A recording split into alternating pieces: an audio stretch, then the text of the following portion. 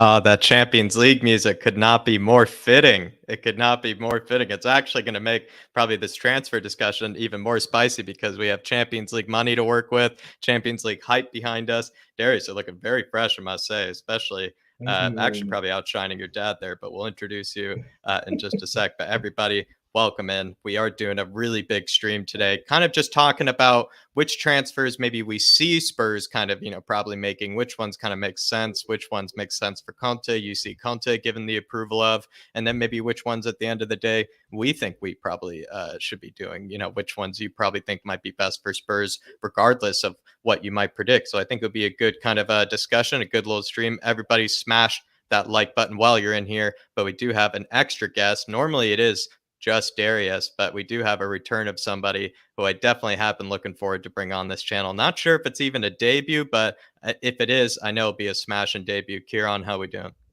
I'm doing good. It's a debut on this channel, but obviously I've been on numerous other channels before, so I'm well used to having a conversation with you. I always enjoy it. I've obviously been on Paxton before with Darius, so I'm well accustomed to you two guys. Looking forward to it, and nice to have a debut on this channel finally.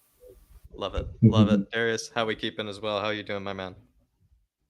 I'm good. I've sort of upgraded temporarily my setup because I'm in the famous Sam Spurs for Life setup. But I'm back home. I'm enjoying myself. I went to the Tottenham Stadium for a tour for the first time yesterday.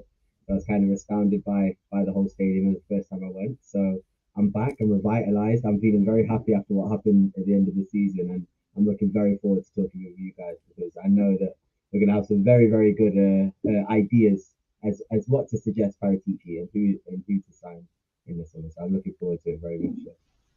I'm looking forward to it as well. Darius, I think you might switch mics or something. Sounds like you're a bit like kind of muffled or like kind of a bit underwater. If I don't even know how to describe it, maybe that would be the best solution. I could hear you, but maybe if it could be, maybe if there is something, just tweaked, maybe you could take a look at it. But let's take a look at the Flat Cap Army, see what they have to say. Paro Miguel Escoberto in the house saying, "Hola, Flat Cap Army. Good to see you, Paro Miguel, my man. And I hopefully you're keeping well, especially this time of year. Paro Miguel, I know it's going to be very, very hot. Probably hot for everybody, but especially for you, my man. Good to see you, Frangu, my man." Zoe saying, "I've been waiting for this for a while. Big up, boys. Let's hope Paratici is cooking up a fine Michelin meal. He did a lot of cleaning in January, Zoe. Now it's time for a bit of cooking. Finally, the stove and everything, it's all been cleaned. The oven is cleaned. Everything is good for him to do the big cooking this time. The final sesh." Ayanami's in the house saying, gimme a 6'4" defender Bastoni. Definitely, that's going to be probably the one that hopefully we're going to be predicting when we get up to that stage. Big up as well. Marquise de Suave as well. He's saying, "What up, all you legends? Hopefully, Marquise, you're keeping well. It's getting a bit cold, I must say, these days in New York, Marquise, and as well." This time in May, it was just honestly scorching. I didn't even have the AC set up, and I'm almost kind of waiting for it to get hot at this stage. So I must say, Marquise, pretty good state that we're in at this moment in time. P Dubs is in the house saying, "What's up? We're doing all good." What's P Dubs? Bobby K saying, "Big up, Jack and panel and everyone in the chat." Bobby K, hopefully you're keeping well. Say hello to Christian as well, who's got the best hair in the world. Daniel Larson saying, "Big up, guys. This should be great." Big up, Daniel. And looking forward to seeing on the fan show later, my man. And then Martin Walton as well. Always good to see Martin Walton. Amir Sardar in the house as well saying, "Big up, Jack. Most intelligent football analyst across the pond. Come on, you Spurs. Wouldn't Tammy Abraham suit us more than Raheem Sterling?" I think Tammy would be fabulous. But to be fair, I think he's kind of got the Jose bug at this stage. Maybe this is a good time to let Darius back in. Darius, are you kind of, fan of Jose Mourinho and that? I think it sounds a lot better. Yeah, that is way better. Way better. What do you think, Tammy Abraham and Jose Mourinho? There's a bit of a love affair going on already. Look, I'm a Jose fan when he's not in my club, mate. I've said this. I can get behind Jose and his teams when he's not, destroying my own club. So I was actually very happy to see him win, and I was actually very happy to see him take that Conference League so seriously. Because as much as we sort of dismayed it and didn't really take it seriously, it's sort of good to see sort of three sort of solid European competitions that big teams have all won this season. So I mean, we've got the final coming up on the weekend for the Champions League, but Frankfurt are a very solid team, and Roma are a huge team. So to see them take it so seriously, it's their first European trophy in forever, I believe, and their first trophy in 14 years. So it's a big achievement, and they love him. He loves them. Hopefully it continues, but I don't think it's going to be anything sort of title winning special or Champions League winning special. I think Conference League is probably his level now, which is a bit of a knock on Jose, but I don't think he could be angry at that because he just loves to win trophies. So I know he's happy. It seems like Tammy is enjoying his life over in Italy, Amir. So as much as I would love him to probably be that second striker to us, that'd be honestly fabulous, especially kind of the energy he brings, be more of like kind of a pressing kind of striker that maybe would need kind of younger legs in there.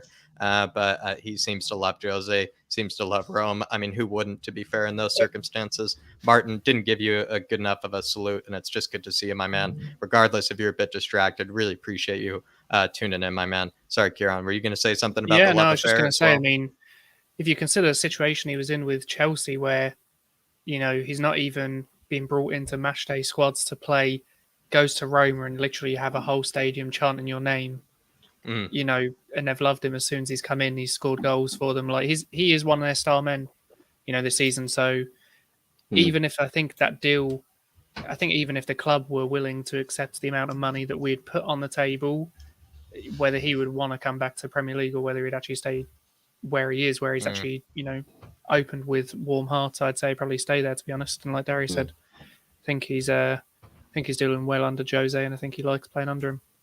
There's a bit of money also behind Roma, so I've heard as well. So maybe if he were to consider maybe a bigger contract, maybe there could be enough money, you know, to convince him to stay, you know, at least enough if he still, you know, enjoys being there. But SOF, good to see you as well, my man. Villa making moves. Come on, Don Paratici and Conte. Big up, SOF. Saw your comment as well in the Irish Hotspur about Real Madrid and that Tchouaméni move. I mean, I must say that Tchouaméni move, I think if it does go through, it'd be fabulous because that'd be kind of a replacement for Casemiro, a harder working kind of midfielder as well, who could maybe play alongside a Casemiro, Camavinga, Casemiro, Modric. It's just that Valverde as well. Yeah, I think it's just the right move. SOF, I think it'd be a glorious move for them because they need more of a steel kind of midfielder in there, and he'd be that guy. So he could play alongside a Casemiro, but also replace him, and you know, maybe in the future. But big up SOF. Stevie Frazier, good to see you as well. Toffee 20. Claude Murphy saying, "Let us be calm and don't get carried away with fancy names. The Don knows what he is doing. Just look at Bentancur Kulu." Claude, don't worry, my man. That's why this show, we're going to be predicting what the Don is probably going to be cooking, and then we're going to maybe as well give our suggestions as maybe which ones, you know, might be the best for Spurs. So we're not going to, you know, just stick with, you know, kind of the fancy hipster, you know, maybe players. We're going to be also predicting which ones we actually do. Maybe if you were to put money on, maybe which ones would be in a Spurs shirt at the end of this season. That's what we're going to be talking about as well, Claude. So don't you worry, my man. Cody Mack, gentlemen, good to see you, Cody. Good to see you, my man. Kelvin, welcome in. Jason Bell, always good to see you, Jason Bell. Welcome in. George, all the way in New York as well, saying big up, Jack, and ready for the most exciting Spurs summer in a long time. Like I said, George, the Champions League music, very, very fitting, my man. Lots in the house already, so I do got to catch up here. JC, good to see you. Liam 1, good to see you, my man. He's saying Bastoni, Kostic, Carrasco, Jesus, and Milinkovic-Savic. I mean, that's a very healthy list right there, my man. Paul Markey, of course. Always have to say hello to Paul. Good to see you. Kin, I like the name. Good to see you as well. And then Andy James, Derek Smith, all good to see you. Everybody, before we get this show started, just going to explain the rules one more time. We are going to be going through a variety of players that Spurs have been kind of linked with. We're going to be kind of predicting which ones are going to be in a Spurs shirt. And then we're also going to be talking about which ones we actually think would be the best fit for Spurs, regardless of the one that you predicted. But let's get it started. Enough talking. I'm going to be kind of going out of order here, like, because I know we all want to start with maybe left-sided center back. I'm going to decide to be a bit frustrating. We're going to start with a very spicy one, striker. And I just wanted to just to get people going, just to get people kind of off their feet maybe here. I'm going to take away just that logo, despite how much I love it, just to make it easy. You can see the two questions just to make it clear for everybody. Who do you predict? Who do you want? Two very different questions. We're going to do the who do you predict. The free hit, I'll explain as well. The free hit is basically anybody that you think could actually be the one that we're actually looking for, regardless of what the tabloids are saying. This one could definitely be a free hit. But Skamaka, I see us being linked with him. Richarlison, we've been linked with actually quite a few times. Maybe we'll start with Kieran, just because I know he's just itching to go. Kieran, what are your thoughts? Who do you predict? We're going to start with that question. To be honest, it's a bit hard to know who to predict at this moment because I'm not actually really seen us linked with anyone. Obviously, we've been linked with Martinez in the past. Lautaro, that is. Do you believe he's untouchable over at Inter? Sorry? I think they've said he's untouchable maybe at times, but maybe well, he's not really untouchable. Yeah, well, that's what I was going to say. I think this summer, especially losing the title to the other side of Milan, I think that they'll be trying to take minimal losses. And I think if we're making Bastoni our primary target, obviously, we'll maybe get into that, but obviously that's reported that that's our primary target. I don't see them letting Bastoni and Martinez go. And he's the main one we've seen linked in the past.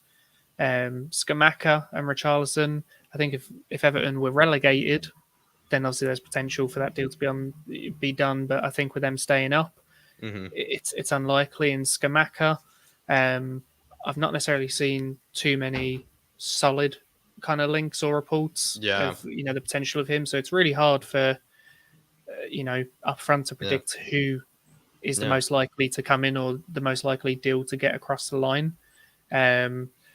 I would have liked to see us go for maybe someone like Patrick Schick, but I mean, he's just signed a new deal. That's pretty much dead in the water. That's not going to happen. Scamacca, I like the look of, but I think it's very early days at the moment.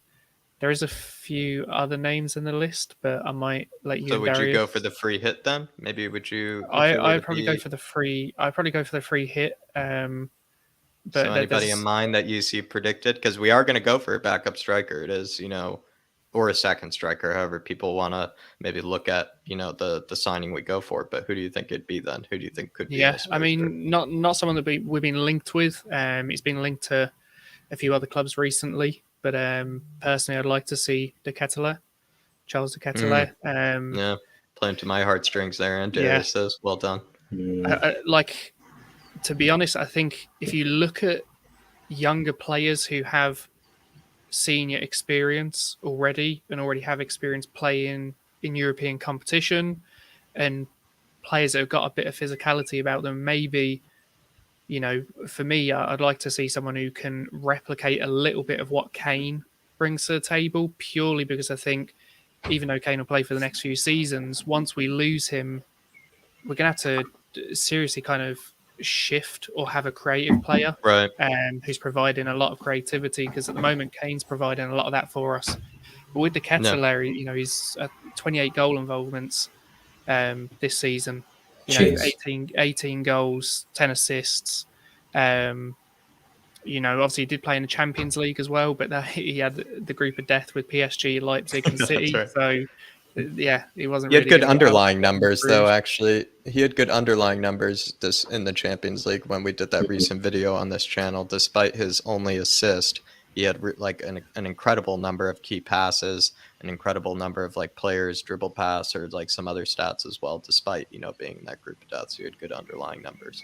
Well, this is the thing as well. Even if you look at his stats, and you only have to watch him play once or twice, but he's a centre forward that literally drops deep and drops into pockets out wide and likes to become the creator. It's literally what Kane does, and I think he's only just turned 21, literally only just turned 21. So, and look at the numbers he's putting up. You bring him into a side where he's understudying a guy that literally does what he does well. If you take a player who's very similar to Kane and make them the understudy of Kane, they should, in theory, develop quite well. And I personally like to see him. I think if Kane's injured, you're then able to bring someone in who doesn't completely change our play style up, someone who can actually come in and do something similar for us and for the team, rather than us now having to change our play style completely. I think a lot of good thoughts there. And I think, Darius is just also itching just to bounce off something here. Darius, I'm going to ask you, is it the free hit? Is that what you think would be the most likely to be, in a Spurs shirt? Is it not going to be any of these two? It's going to be someone else that would be in a Spurs shirt. To be honest with you, I think it's probably the most difficult position. And I'm kind of happy that you went first with it. I'm very happy you went first with it, because it's one of them where it's It's what you want from this role. It's like Kieran said, you could have somebody who you'd want to sort of take the role on from Harry Kane in the coming 3 to 4 years, or you could, like we said with Martinez, be that person who works around Harry Kane, and it's dependent on how and who you want in that role. For me, if you're not getting De Catalera, then I don't think you can go for anybody else really who's going to mold into a Harry Kane-esque player. So it's him or bust for a player in that role, in my opinion. Then I look at what next I would want from like a second striker or a backup striker. I'd want somebody who could work around Kane, who's creative but also has an eye for goal. There's a few players I'd have in mind. In my opinion, in terms of a striker who I'd want, who would be like my dream striker, but I know we wouldn't be able to get, it'd probably be Armando Broja. I think Broja would be perfect under Conte. I think he would work quite well. Maybe in terms of pace, not as quick, but I think in terms of strength and just ability, I think he'd be a fantastic player under Conte, physically strong as well. But Chelsea are never going to deal with us, so that's not anything I'd find realistic. I'd look towards Frankfurt, where we seem to be going for other players as well. I think Daichi Kamada could do a perfect role as playing a 10 or a second striker, so it's slightly higher up. I think he's got the feet to do it. I think he's very, very, very technical. He's in sort of short, small spaces. He's one of the best players I've seen this season in terms of getting out of short and small spaces. He's very, very good. And I think despite him not scoring many goals, I think he does have an eye for goal, and he has an eye for an assist and a pass as well. And I think working around players like Son and Kane, who are very, very not dependent, but they are very strong and very, very impressive with their interplay. I mean, those two are basically a tandem. They work so well together. I think bringing in a player who's intelligent, who can find passes that every other player wouldn't necessarily look for, I think is very important, because Son is always making intelligent runs. And I think it's important for players to, even if the pass isn't maybe 100% guaranteed, I think the amount of runs that Son makes and the amount of space that he finds himself in, if you take maybe 30-40% more of a risk with a pass through the middle, you probably get onto it a lot of the times. Yeah. And he's so good at pressing, and he's such a press machine. He'll probably trouble the defense anyway with sort of getting 15-20 yards down that pitch. So I just think a creative player who's got a threaded ball, close control, and an eye for a goal is someone that we need. I think Kamada would be perfect. I don't think he would cost too much either. If you're really looking at a striker, I can't really think of many strikers that, like you said, are actually readily available who would actually fit sort of a characteristic that Conte would want. I mean, Schick is a great option again, but I was actually unaware that he signed a new deal. Best option taken away. Yeah. Again, that's an option gone. So it's like you would rather, and I always said this, and this is why I sort of said the same with a goalkeeper. I would rather sort of not spend any money than sort of spend a big ton of money on a backup striker who's maybe not going to get all the game time in the world. I'd rather reallocate funds into a player or a position that's going to be more beneficial for our team. So if we can't get our best choice striker or our best second choice striker, I think finding a stopgap wouldn't be a bad problem. Maybe a player on a free, an older player. Like, I'm not saying that player would be perfect, but someone like an Olivier Giroud, who is still, I think, a very, very capable striker, but wouldn't mind sort of playing a bit part role, especially being in the Champions League. A lot of players who are very experienced don't mind playing sort of bit part roles if their team's in the Champions League. So I think if you can't find your number one target, then you have to just sort of do a little bit like what we've done with Fraser Forster and find a guy who's solid for a year, so you can sort of look again maybe next year. Right. I just had to highlight this comment just from Adams, and if De Ketelaere is likely to join Napoli, I mean, just a few things to say from that. I think they got Kavicha as well, the Georgian, skillful player from Russia. If they get Kvaratskhelia and De Ketelaere and put those on the back of their shirts, Awesome, I feel bad for that Napoli department, and honestly, they're going to have to charge extra. But to be fair, Darius and Kieran, I might be the sucker that might be buying, probably a lot from the Napoli, kit department. I have good kits year. as well. I'll be having to learn Italian this summer in order to probably translate, maybe some sort of Google page in order to maybe get the best deal. Because seriously, having those two players on the same team just sounds like just a compilation dream by the looks of it. Honestly, those two are so silky and easy to watch. Just beautiful players to watch. Like even. I think Kieran said, despite even the De Ketelaere numbers, just watching him once or twice will tell you why, he's the right player for that backup striker. He's the perfect one for that backup striker. Do we see it happening? I don't know. I don't really know if that's the one we predict. this is one thing I was going to say. You know, there's already been links to PSG. No, sorry, not PSG. There's been already been links to Leicester, Man City, Newcastle, AC Milan, and Napoli. Wow. You know, so there's already teams looking for him.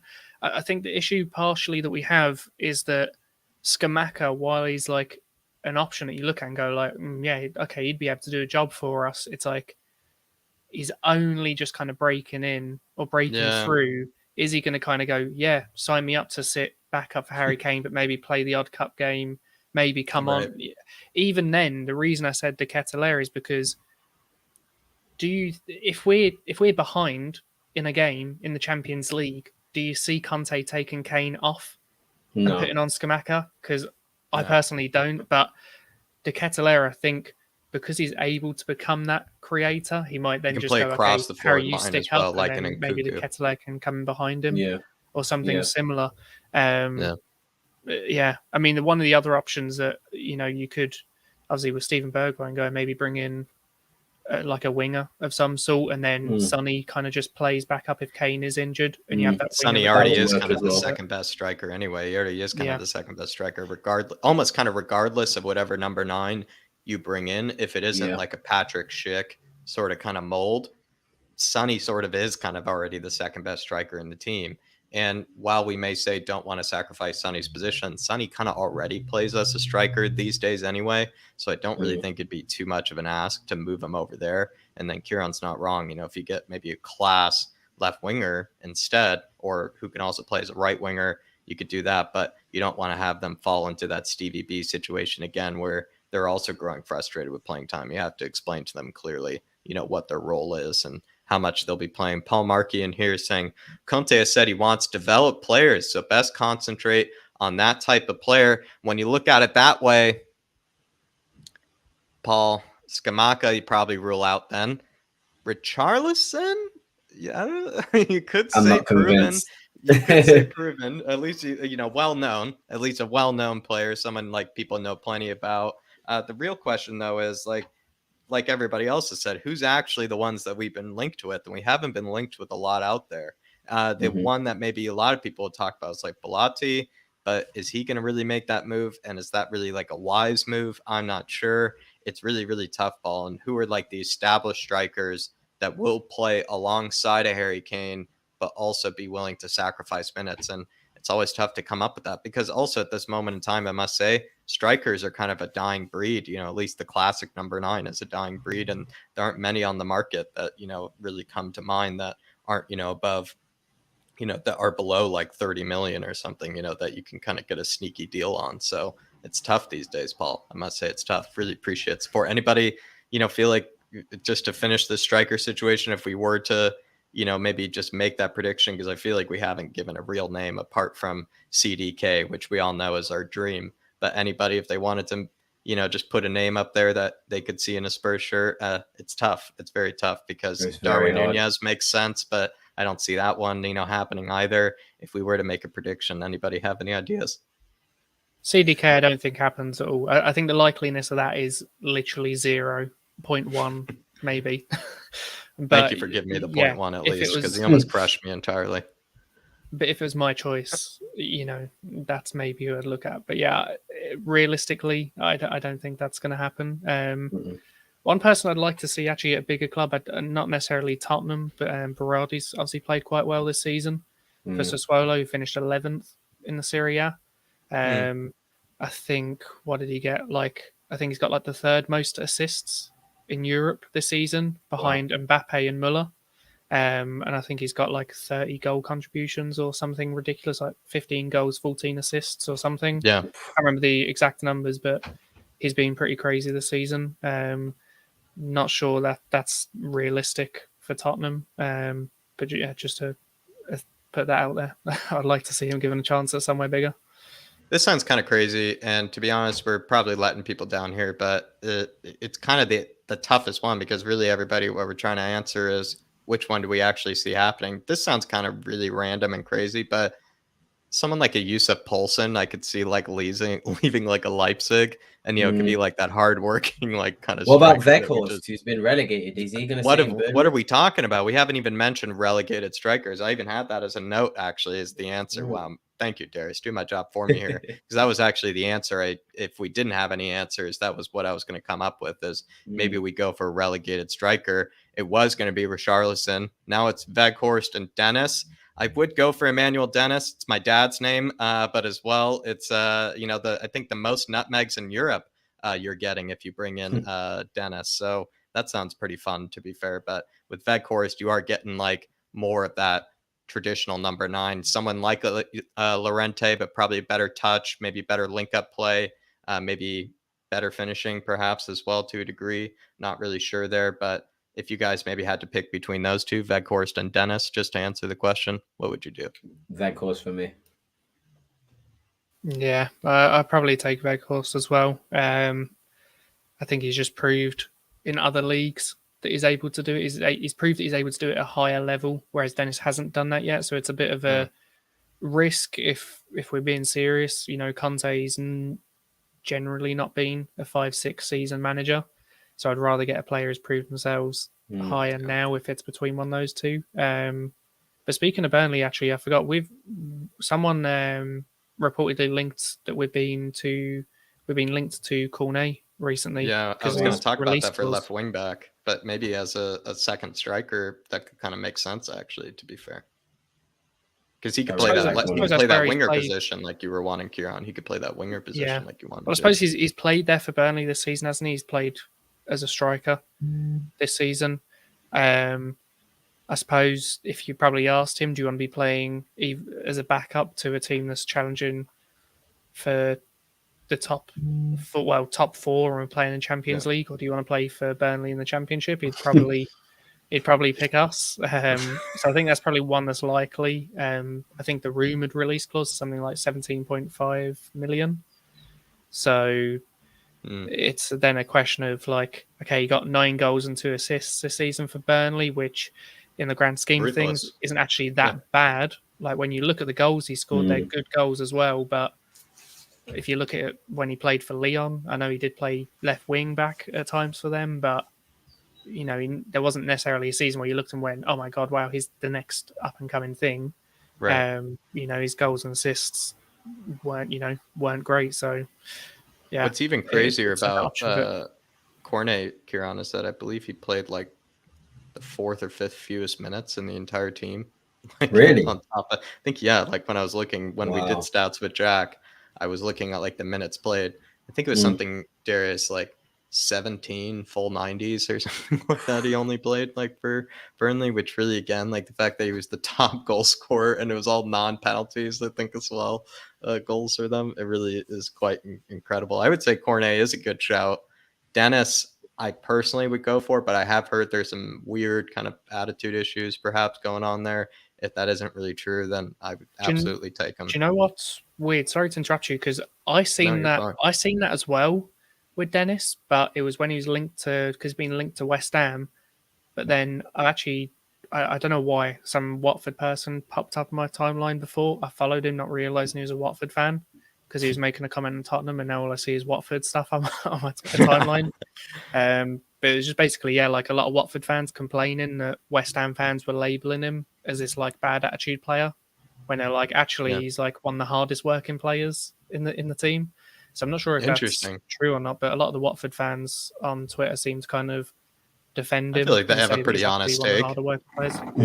Yeah, I would reckon they would have a pretty honest take, to be fair. So, yeah, to answer it, I would maybe go for a relegated striker. We're going to go for the free hit relegated striker, maybe something like that. That's what I could see us bringing in. Despite us having all this money to work with, we're going to still go with the Spursy way and go with the cheapest deal on the market.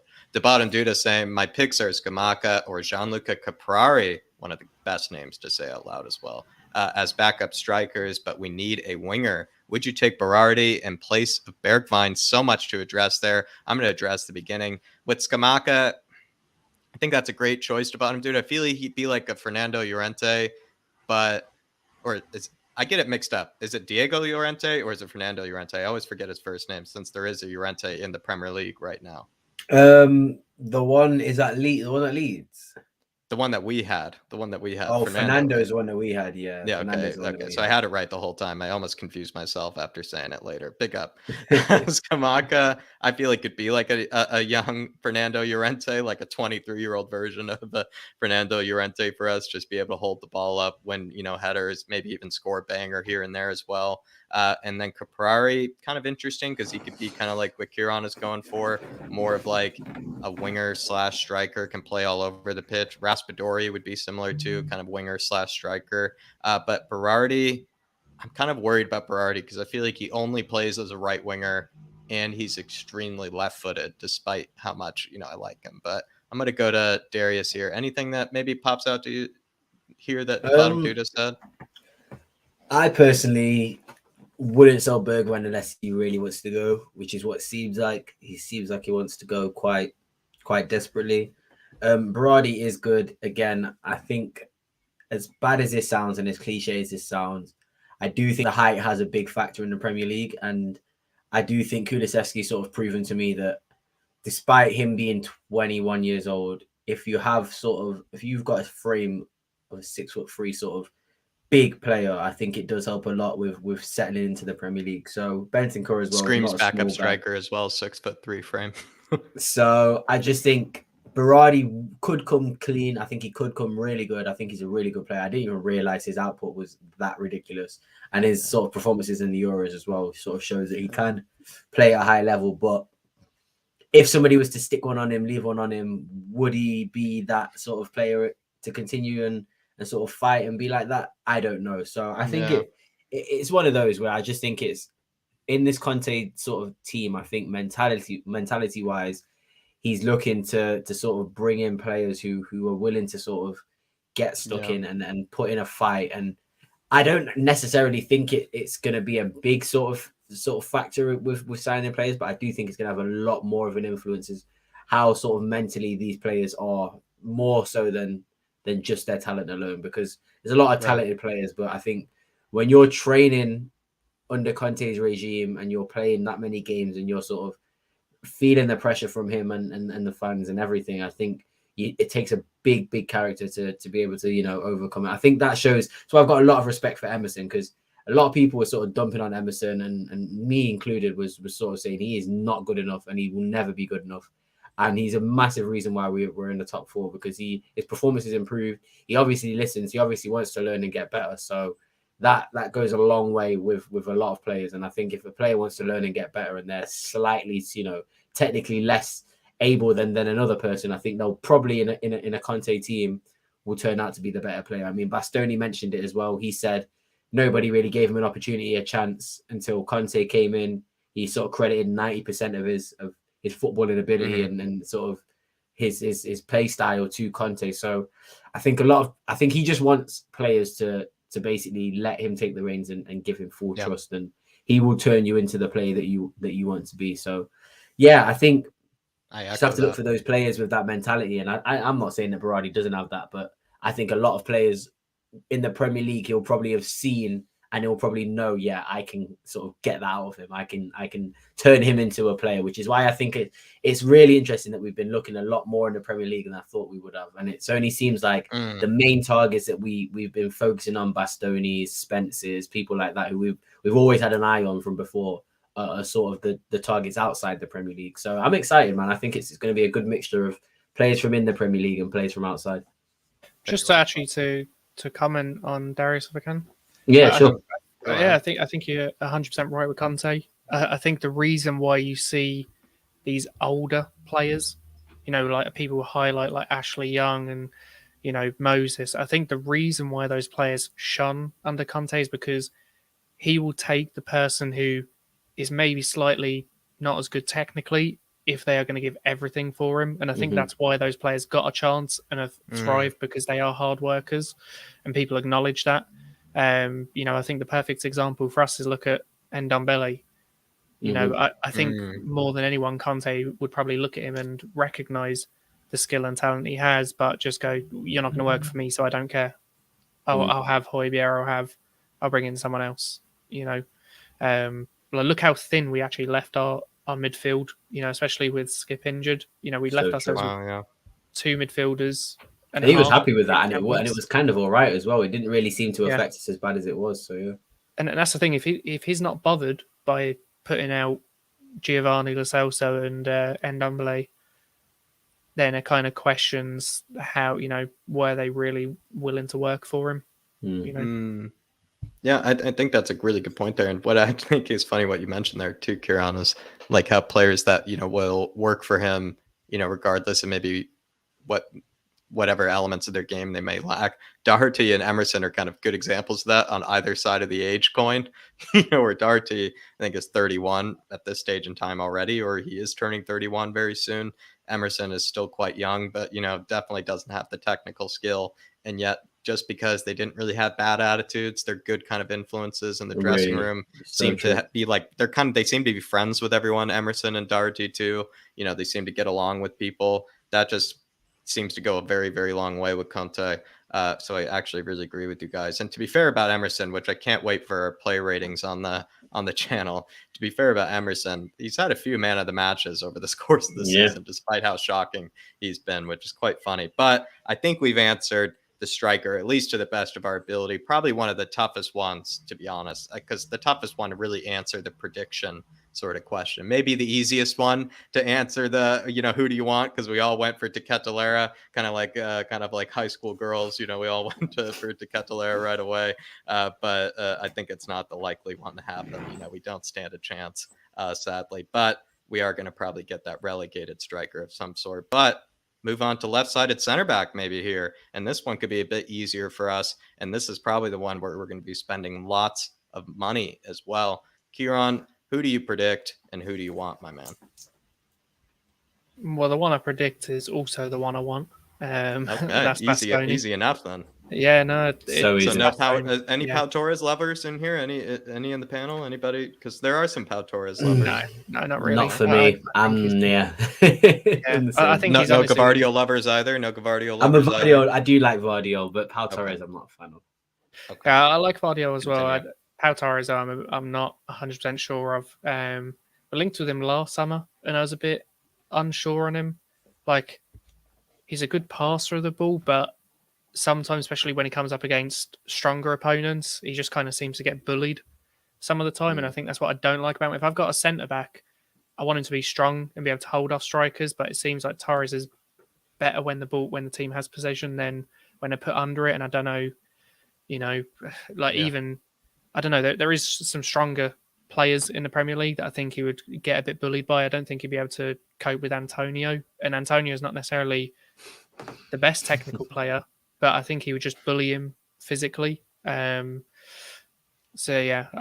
I do think he's good. I just think he does get bullied at times, and I don't think I'd want to take a 50 million hit on him, which is what's been rumored. I don't think I would want to take 50 million for it to not work. I'd rather spend the 60 or 70 on Bastoni and probably get someone that has worked well under Conte and has, in my opinion, been way better the past 2 seasons. Feels like the Bastoni price has also come down, since we kind of first, were linked with him. Because when we were first linked with him, it felt like it was going to take at least 70 million pounds, to even get into the conversation, and now we're looking at rumors of 56 million pounds, which is around his valuation, it looks like, which is kind of interesting to me, because it leads maybe into that Lautaro Martinez question where I said, is Lautaro Martinez maybe the more untouchable one? Because it seems like Bastoni is the one that they're maybe more willing to negotiate, selling away, whereas Lautaro Martinez might be the one that they're not kind of willing to negotiate very much with, which I find kind of interesting. Personally, if I were them, I'd put all my eggs, in the Bastoni basket, just keep him forever instead of Lautaro Martinez. I think Lautaro Martinez is a special player, but not really special in the way Bastoni is. Because in my eyes, Darius, maybe to get to you now on the who do you predict and who do you want, Bastoni is, at least for me, the best player in that position, the left-sided center back position of a back three. I think he's the best player in that sort of role in the world. I think Vardio is the best young ball playing left centre back. I think Bastoni is just the best left centre back, sort of in a back three. In my opinion, in general, I sort of what he does is so perfect for Conte's system, and it's simply because the guy molded Bastoni into the perfect centre back for him. So if any sort of big signing is going to be not a guarantee success, I didn't think Romero was going to be a guarantee, but when you watch Romero, you know Romero's skills are so easily going to be transferred into the Premier League.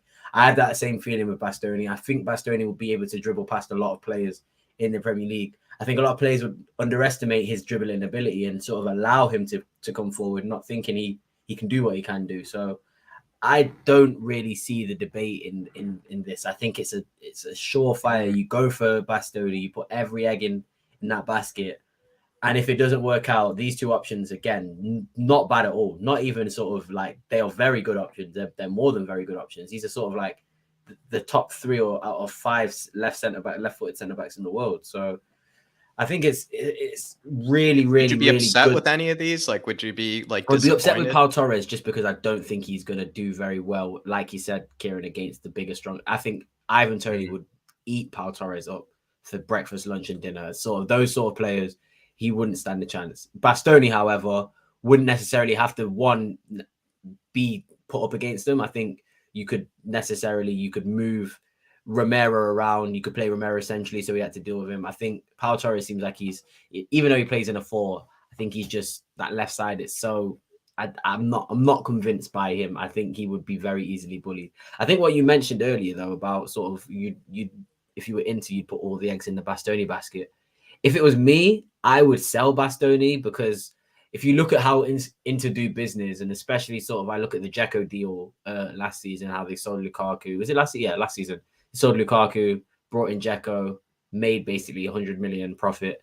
I can see the same thing happening, or it's easier for that to happen with a centre-back than it is a striker. You could bring in a centre-back who could turn into like a top quality centre-back for 15, 20 million pounds. And that centre-back could sort of double, triple in value. A top quality striker or a striker of the same quality of Martinez is going to cost minimum 40 million pounds unless you're really going like deep into like you're taking big risks on players that nobody's really heard of. A top level striker is going to cost you, young striker is going to cost you 40, 50 million pounds minimum. So I think it's easier to sort of make a profit on a centre back, and selling Bastoni for 60 after you bought him for, I don't know how much they bought him for exactly, but I don't think they paid a lot for him. Selling him for 60, bringing in, I've seen they've been linked with Bremer, who we've also been linked with. There's loads of other players they could potentially look at in Serie A as well, and they could probably make a better profit. And it seems like Lautaro actually wants to stay as well, whereas I think Bastoni would have left last season if we were sort of in the Champions League and Conte was around. I think Bastoni is 23 now. I think he is ready for that step up. I think Martinez could have had opportunities to do that. Barcelona were very, very heavily linked with him. So were we at one point.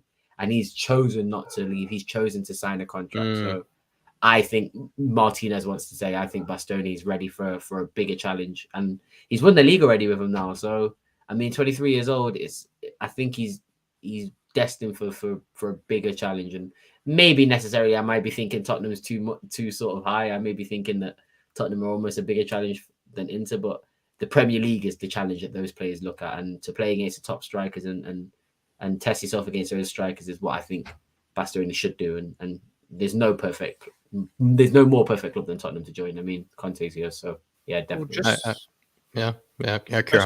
Sorry, Jack, I interrupted you. No, I was just going to actually just quickly say, I know there are rumors that we're not going for Bastoni, or like, we've turned down the offers because it's too much. I've heard from at least Matty, I think, because Matty Hayes has tweeted about it a few times, or just kind of clarified there's not really any real substance behind it apart from Calcio Mercato, which is not always very reliable. And it's also, when you kind of think about it, 51 million pounds is much less than what the previous asking prices were for Bastoni. And then he's also worked under Conte, and we have Champions League.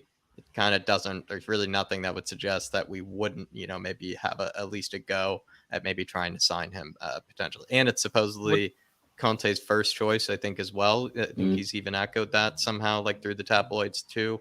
So I think there's only one source suggesting that, we've given up. So I think I was just about to say that it is Calcio Mercato, but Calcio Mercato back in January were also saying that Jose Mourinho wanted a reunion with Harry Winks and that a deal was potentially close between us and Roma. So, Well, we all wanted to believe that. And now they're saying that 51 million is too much for us.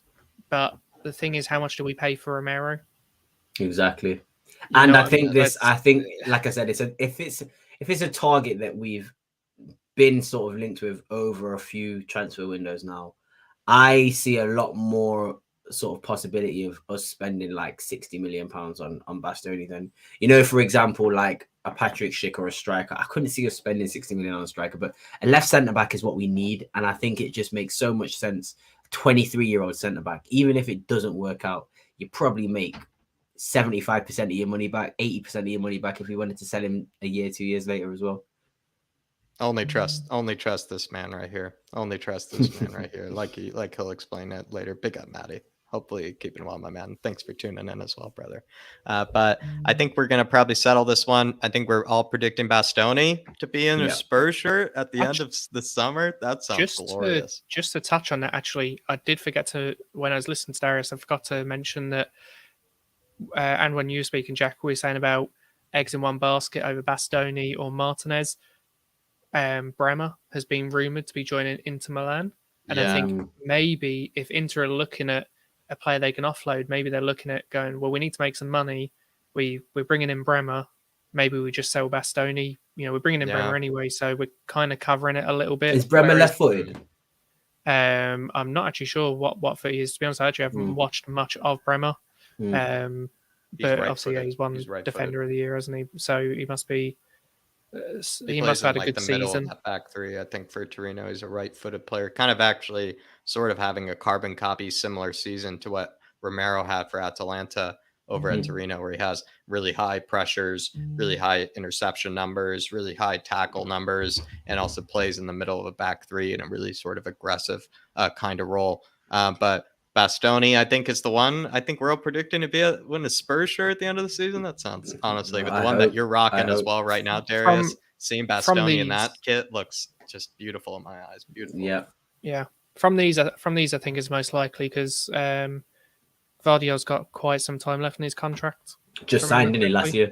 Yeah, there you go. So I think he's got a long time left. Pau Torres, I think that's just rumours. I don't think there's any substance really behind it.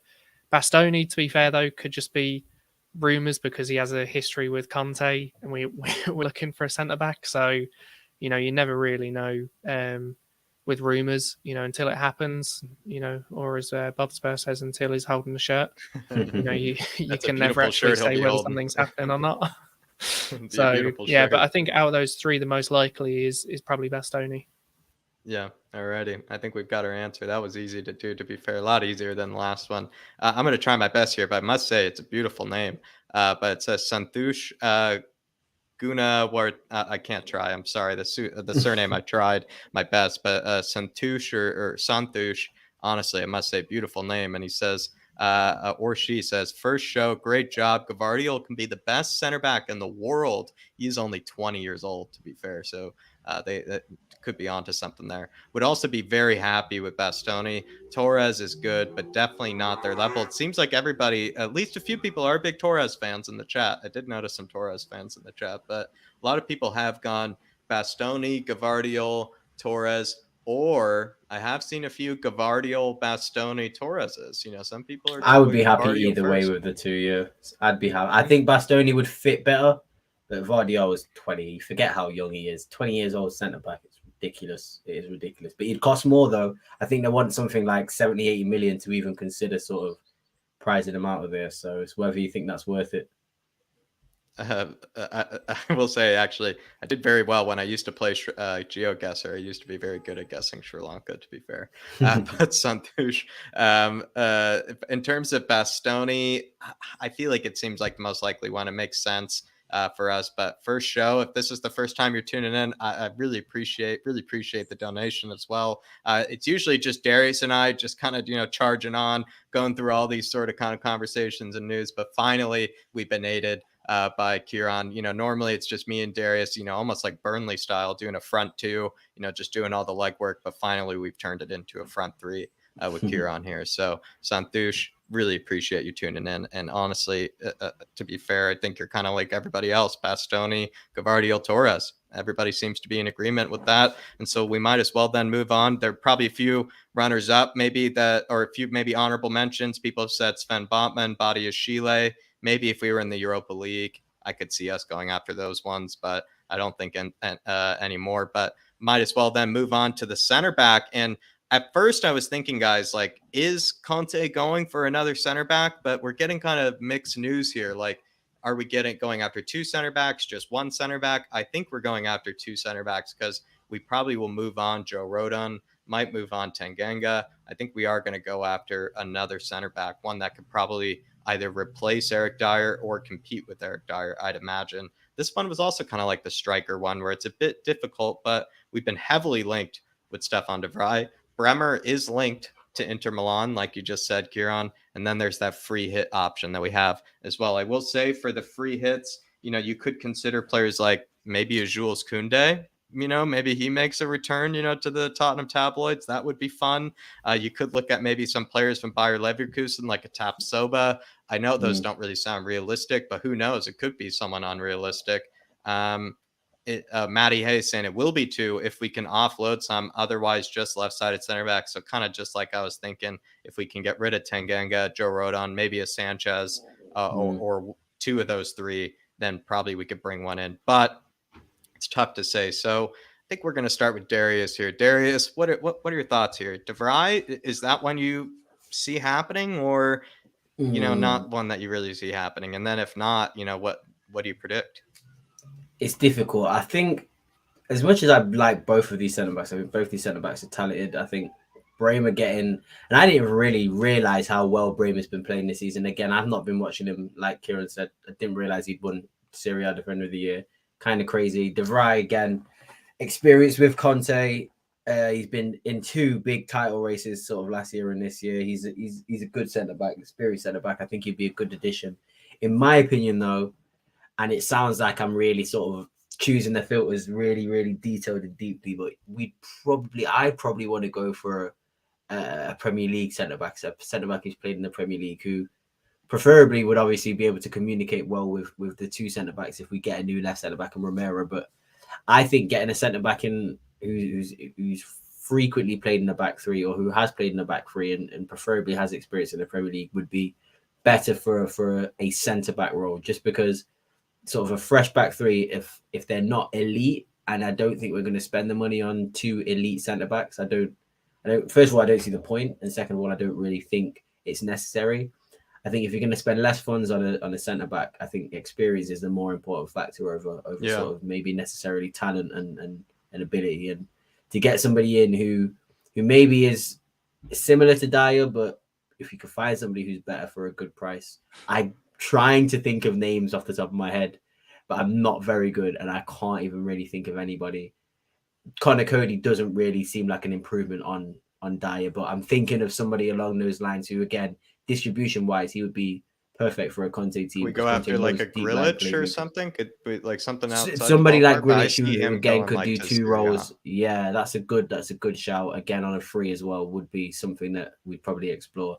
I think it's just important that centre back, it has to be maybe more just experienced and a bit maybe smarter, because again, Romero is an incredible centre back, but I don't want to take away from Romero's game by sort of telling him to be less aggressive, telling him to like sort of not pull out of challenges, but maybe not go in as hard because you risk him getting carded. I don't want that from Romero. I want Romero to carry on playing. I think Romero plays better when he plays like that. So a centre back. And you have two Romeros in a back three in the case. You can, of Bremer, yeah, you definitely can. If you, like you said, if you get that centre back in who is going to be the slightly more experienced, slightly more level-headed one to maybe drop the line off in case Romero does get caught out, which will happen with an aggressive centre back like that. So the money's not there. I don't think the money's necessarily needed to be there to spend on another centre back. You don't need to spend 120 million on two centre backs, in my opinion. I think getting somebody who's got the experience would be a much better option than going all out for, like you said, maybe a Bremer or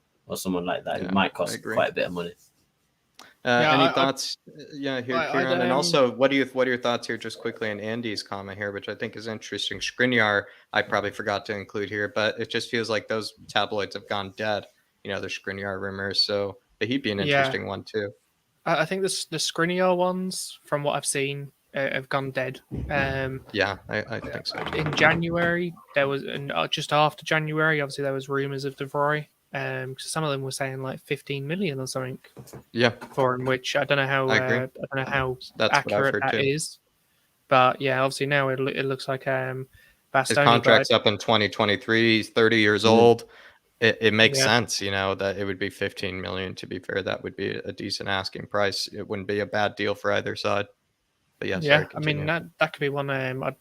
Maybe a double sweep. I don't think that would happen, but that'd probably be the best solution. But yeah, I think if we bring in a left centre back, I think that you then got to move on someone, because if you think of it, we got Joe Rodon, Tanganga, Sanchez. You're then also going to have Davies sitting on the bench, who's obviously not necessarily going to play centrally, but you're going to have 4 players that are kind of sitting around that are kind of play across that three in the back line. So we probably need to shift one before we brought in another one.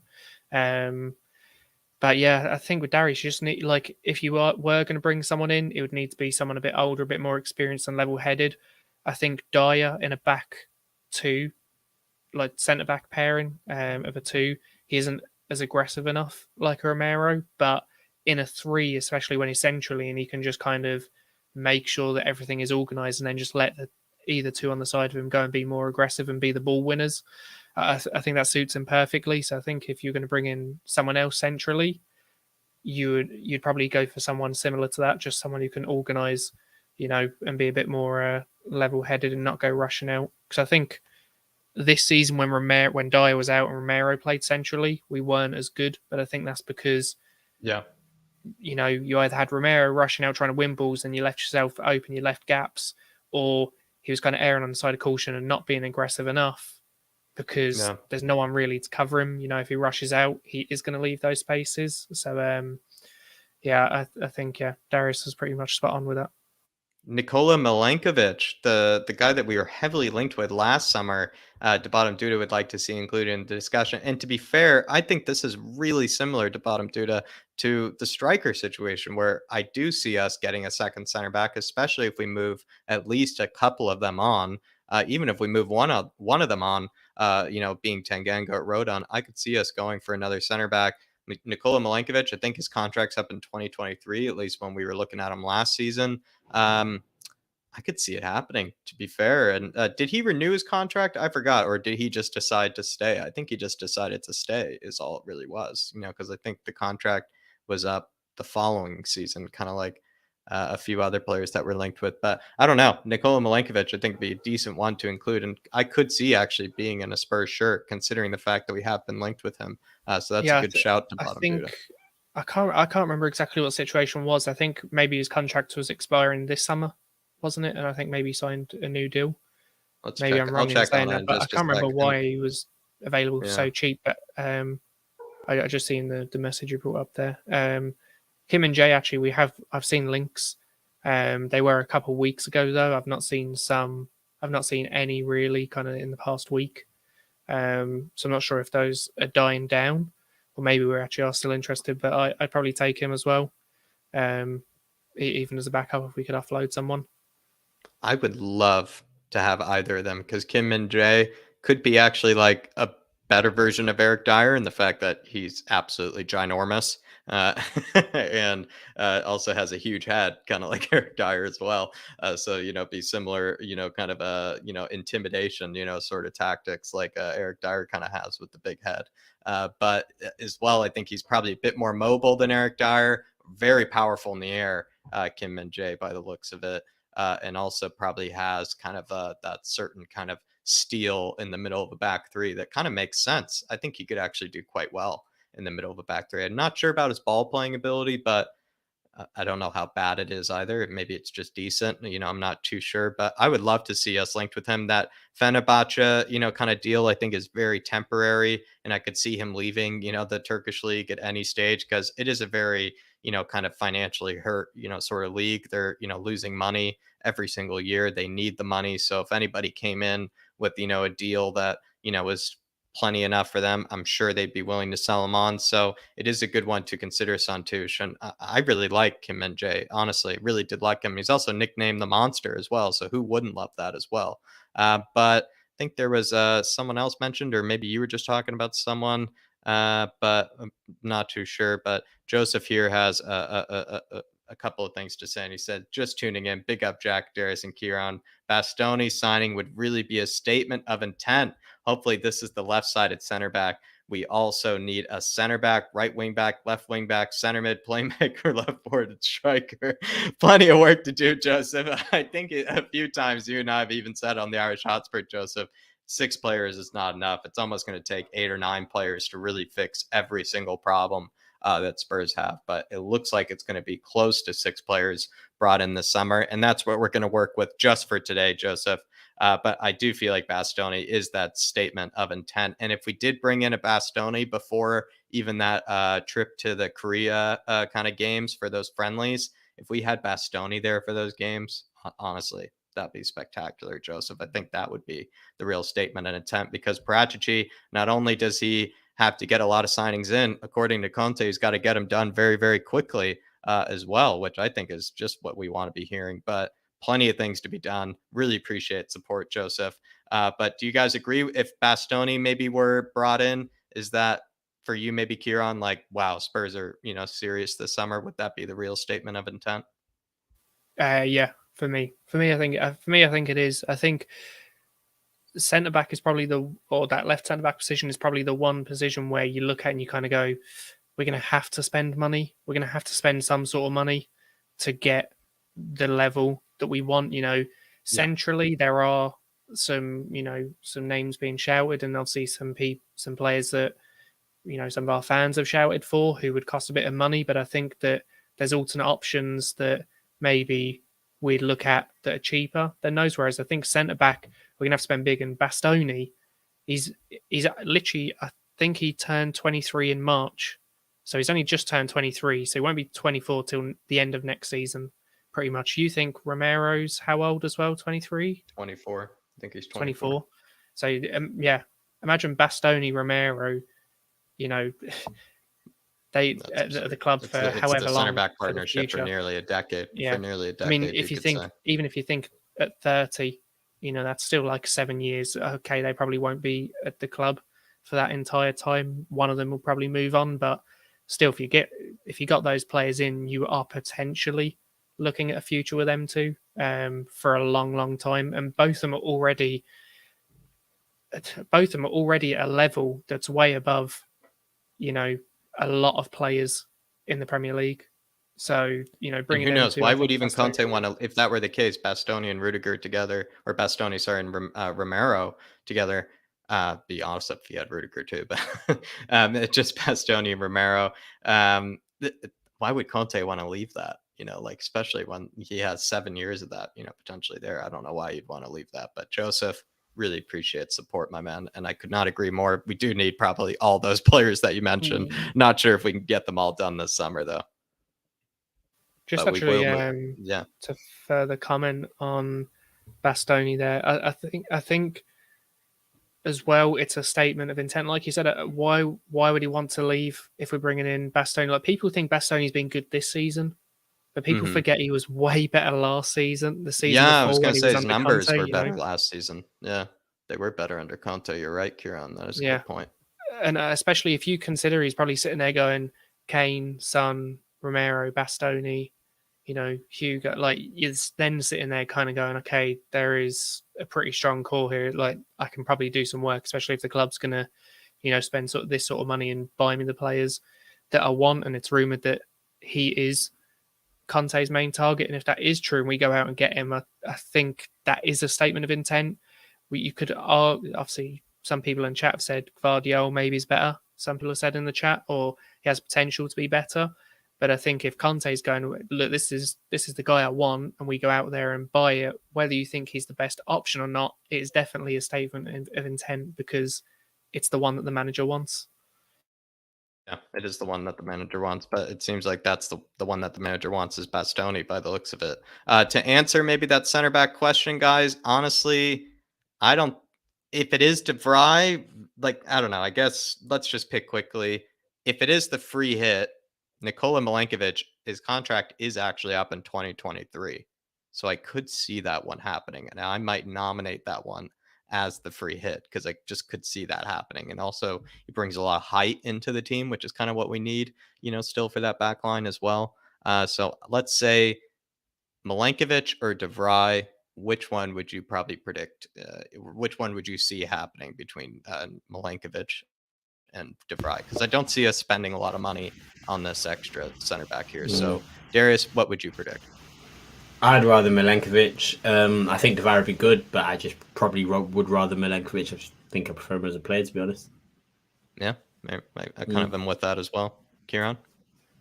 I'm going to say De Vrij, but purely because I haven't watched Milenkovic enough this season. I've only seen him play twice. I saw him play the season before last, and he made quite a few fouls. And you could kind of see that there was talent. He was definitely decent, but he's quite raw and made a lot of fouls. Yeah. But I haven't watched enough of him this season, so I'm not going to sit here and be like, yeah, Milenkovic when I haven't watched him. So yeah, De Vrij is probably who I'd say, but that's only because I've seen him play. And I haven't seen Bremer play either that much. So, yeah. But the trouble here is that I see De Vrij happening more than I would see the free hit option happen of Milenkovic. But do we go for a double swoop of Bastoni and De Vrij? Maybe.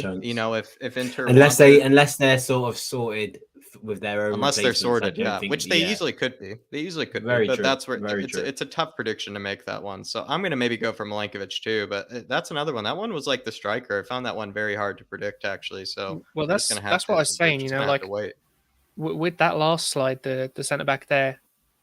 First, we've got to offload someone or send like Joe Rodon out on loan. Just we can't have like 7 centre backs in the squad realistically. So you've got to offload someone, but then it's a case of like, okay, but De Vrij, okay, do we see us getting a double swoop of like Bastoni and De Vrij? Okay, maybe not, but okay, that maybe means you've got to spend more money on someone who's not as available for as cheap, and then all of a sudden, yeah, I don't know. I think we'll probably only sign a left centre back this window, if anything. Yeah, interesting. But perhaps we go for 2 if we do offload enough of them, like Matty said. Right wing back. This one, I think it is going to be. I'm going to break the seal here. I think it is going to be Jed Spence.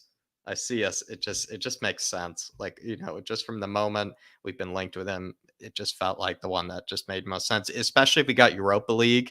I actually feel like we were definitely getting Jed Spence if we got Europa League, but now that it's Champions League, perhaps we go for something better. But I don't know. Jed Spence is a real talent. Maybe there isn't much better. If I were to really just absolutely dream here, I would go for Ridley Baku, but that's not ever going to happen. Just going to put that out there for the Flat Cap Army. But Spence here, Darius, is that the one that you see happening? Is that the one that's just done and dusted? This might sound crazy, but I don't get me wrong. I think Hakimi was like sort of the ideal player for Conte, but even at Dortmund, Hakimi wasn't perfect. Going forward, he was near perfect, but defensively, Hakimi needed a lot of improvement. And even if he was playing a right wing back role, which again some say has less defensive responsibility, I think under Conte, you've got just as much an attacking responsibility as you do defensive. So I think Jed Spence is a good defender, and Jed Spence is a very, very good right back, and I think he's extremely talented, and that's the kind of players that Conte gets the best out of. Ones that he can use the talent that's quite raw, that's quite sort of undeveloped, and he molds those players into exactly what he wants. And I think he did that with Hakimi, and I think I could see similar happening with Jed Spence. The only thing with Jed Spence is he better? Is he a better right wing back, or is he a better sort of? And I saw this on Twitter earlier, and I can't remember who it was who mentioned it, but sort of mentioning Jed Spence as potentially being a better inverted right back. So maybe him playing as a right wing back might be not as effective as people are making it out to be. I think it just takes Conte to sort of tell him, this is what you need to do.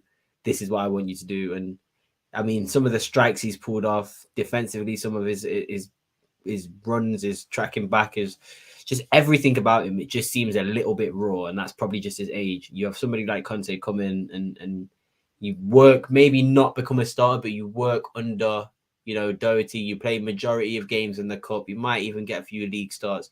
And then, like what's happened with Sessegnon sort of proven to Conte that he is the starting left back.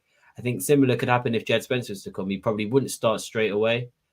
But I think if Conte gets a hold of him and coaches him and trains him to be the right wing back that he wants him to be, I think Spence would be fantastic. I actually do believe Dumfries is probably the better option.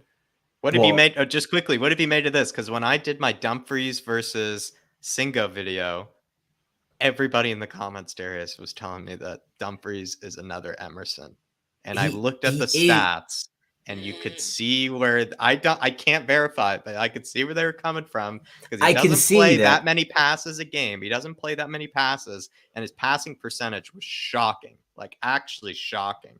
And his dispossession numbers were also quite shocking.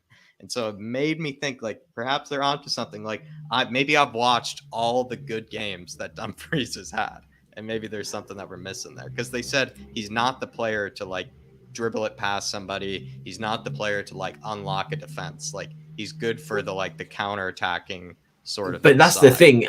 Are we whenever I see our wing backs playing, I think somebody also mentioned Joachim Mailer being a very, very good option that also should be considered. But in terms of sort of Dumfries, I think with our wing backs, the amount of times I saw our wing backs just have the space, not even need to get past a player, not even need to beat a player one-on-one. You don't even need to have that ability. They just had the space and they just couldn't put in a good ball, or they just weren't able to, put the delivery in that was effective enough to make a difference.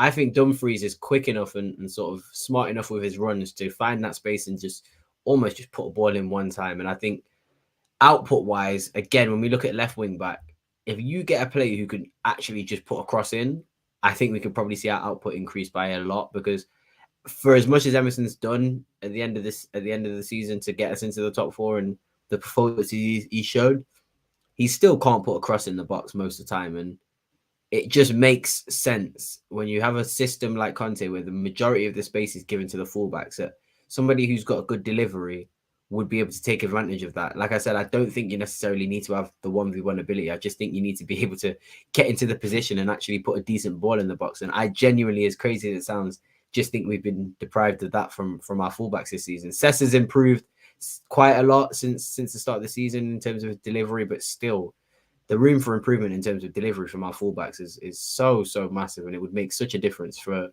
our sort of players going forward.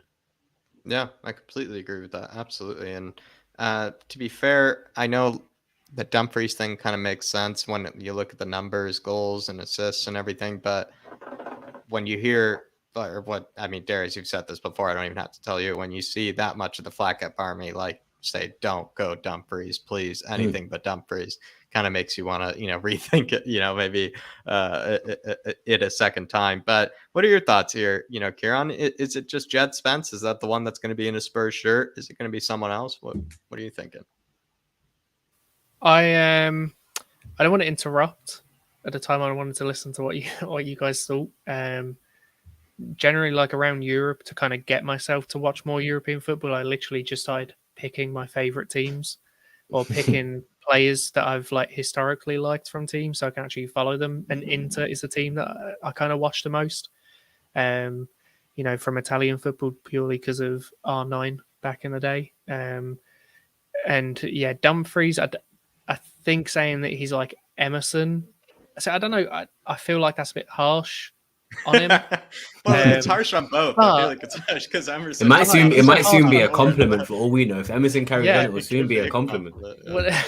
But what I was going to say is, like, I don't know whether it's too harsh on Dumfries or whether it's too harsh on Emerson. I don't know which way is like more harsh. Like you're saying one player is just awful, and you're saying this player's awful. He's actually as bad as that person. It's like, which is worse? But yeah, no, I don't think he's as good as people are making him out to be on Twitter. I've seen some people going like he's the one. Mailer's a far better option than Dumfries. Yeah. I think Spence is even a far better option. The thing you got to think with Spence is that he counts as homegrown.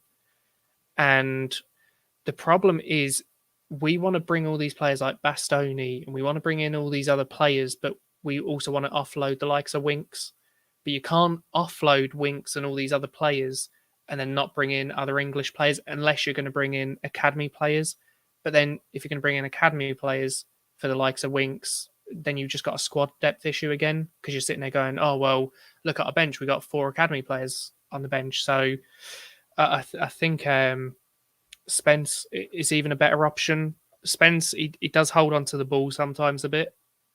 But the one thing I do like about him when I've seen him play for Forest is he actually drives at defenders. If he gets the ball up the pitch, he will run at He's you. a good ball carrier. And he is quite fast. So, and that, to be honest, part of me that's what I don't like sometimes with Emerson. Sometimes he gets the ball up the pitch and you see him, he kind of like shimmies a little bit and then he tries beating defender, where it's like you've taken the ball on the move and then you've stopped and let the defender catch up and then you're trying to beat him. He does feel like he needs to stop every time. I know what you mean. Whereas with Spence, he would take that ball on the run and he would just go and then try and whip a cross in, or he'd try and beat his man and then pull one back. So he's a bit more tenacious, I would say, on the ball. Singo, I don't know if he actually would leave this summer. So I'd say from those, Spence is the best option. He also, like I said, goes towards that homegrown quota. And it's been reported that he could go for as little as 12 million. I think for 12 million, like, you're not really taking that much of a risk, are you? I have a question sort of with that then. So obviously, because that is, I know I shouldn't say this, we have a war chest now. 12 million out of that is probably not that bad. Do you think then we keep Doherty, Emerson, and whatever right back it is that comes in, let's say it's Spence? Do you think all 3 of them stay, or do you think one of them will still go and we'd only have 2? Because I think that we'd probably keep all 3 if he's only going to cost 12 million. I didn't realize it'd be that cheap. I thought it'd be about 20, but 12 million is ridiculously cheap. Yeah, he's not going to cost anything. Yeah, no. I actually think the same. I think, to be honest, I don't think we'll be able to offload Emerson for the amount that we'd want to take if we tried. Yeah. Doherty's just got a big injury that's put him out. Our team's going to want to pay the money that we'd want. And if we are, would we realistically want to sell him over Emerson? I don't know. Maybe we, for that price, I think we'd probably keep him. But I also think, actually, going back to the price, I think that's what also makes Spence a good option, because Milenkovic, Savic, Bastoni, these are players that have been linked or people want us to take a look at. Those are players that are going to demand big fees. And yes, we're saying 150 million, and that's not all the money, because then you're going to sell players and that gives you more. But the thing is, you got to try and get some of these players out the door first. And some of these players, if you're spending big money, if you're spending big money buying someone like Spence, I think, especially because of how cheap he is, actually allows you to then go and spend big on some of these bigger players that are actually going to be, I suppose, more impactful across the course of a season, when you consider we're going to be playing in multiple competitions. At the moment, we only have 3 central players. I know when you consider Winks is rumoured to, be on his way out. And then obviously you got Lo Celso and Ndombele, who aren't don't seem like they're in Conte's plans either. You got 3 central players, so we need another one to bring in. So, 1 or 2, potentially to compete. So I'd probably prefer to spend big there and bring in Spence. Yeah, I think that makes sense. To be fair, though, what's weird about this question is that the fullbacks is where I've answered questions in the past, where people would say, like, where would you like to spend the most money in? And I would say the fullbacks, because it feels like that's where, we need the biggest upgrades. And it's probably, like you even said earlier, Kieran or Darius, where it's not even like, the wingbacks in his system are not doing anything defensively. They do a lot defensively as well. So it seems like a position that he asks so much of. So you would want to have the best quality player there available, but it feels like it's just not available to us at this moment in time, like any really world-class wingbacks of any kind. So it makes kind of the wingback question really difficult. In the case of Spence, if he were to come in, my quick thing would be, I actually see Doherty finding it a lot harder to keep his spot if someone like Spence did come in, where someone like Emerson, he's more that defensive option, perhaps, could be used in like special situations, could definitely come on as a substitute, for Spence, to be a bit more defensive as well. he's maybe more of a team player. I'm not sure, but Doherty, as good as he's been, there's a bit of a worry because I think he's turning 31 or 32, next season.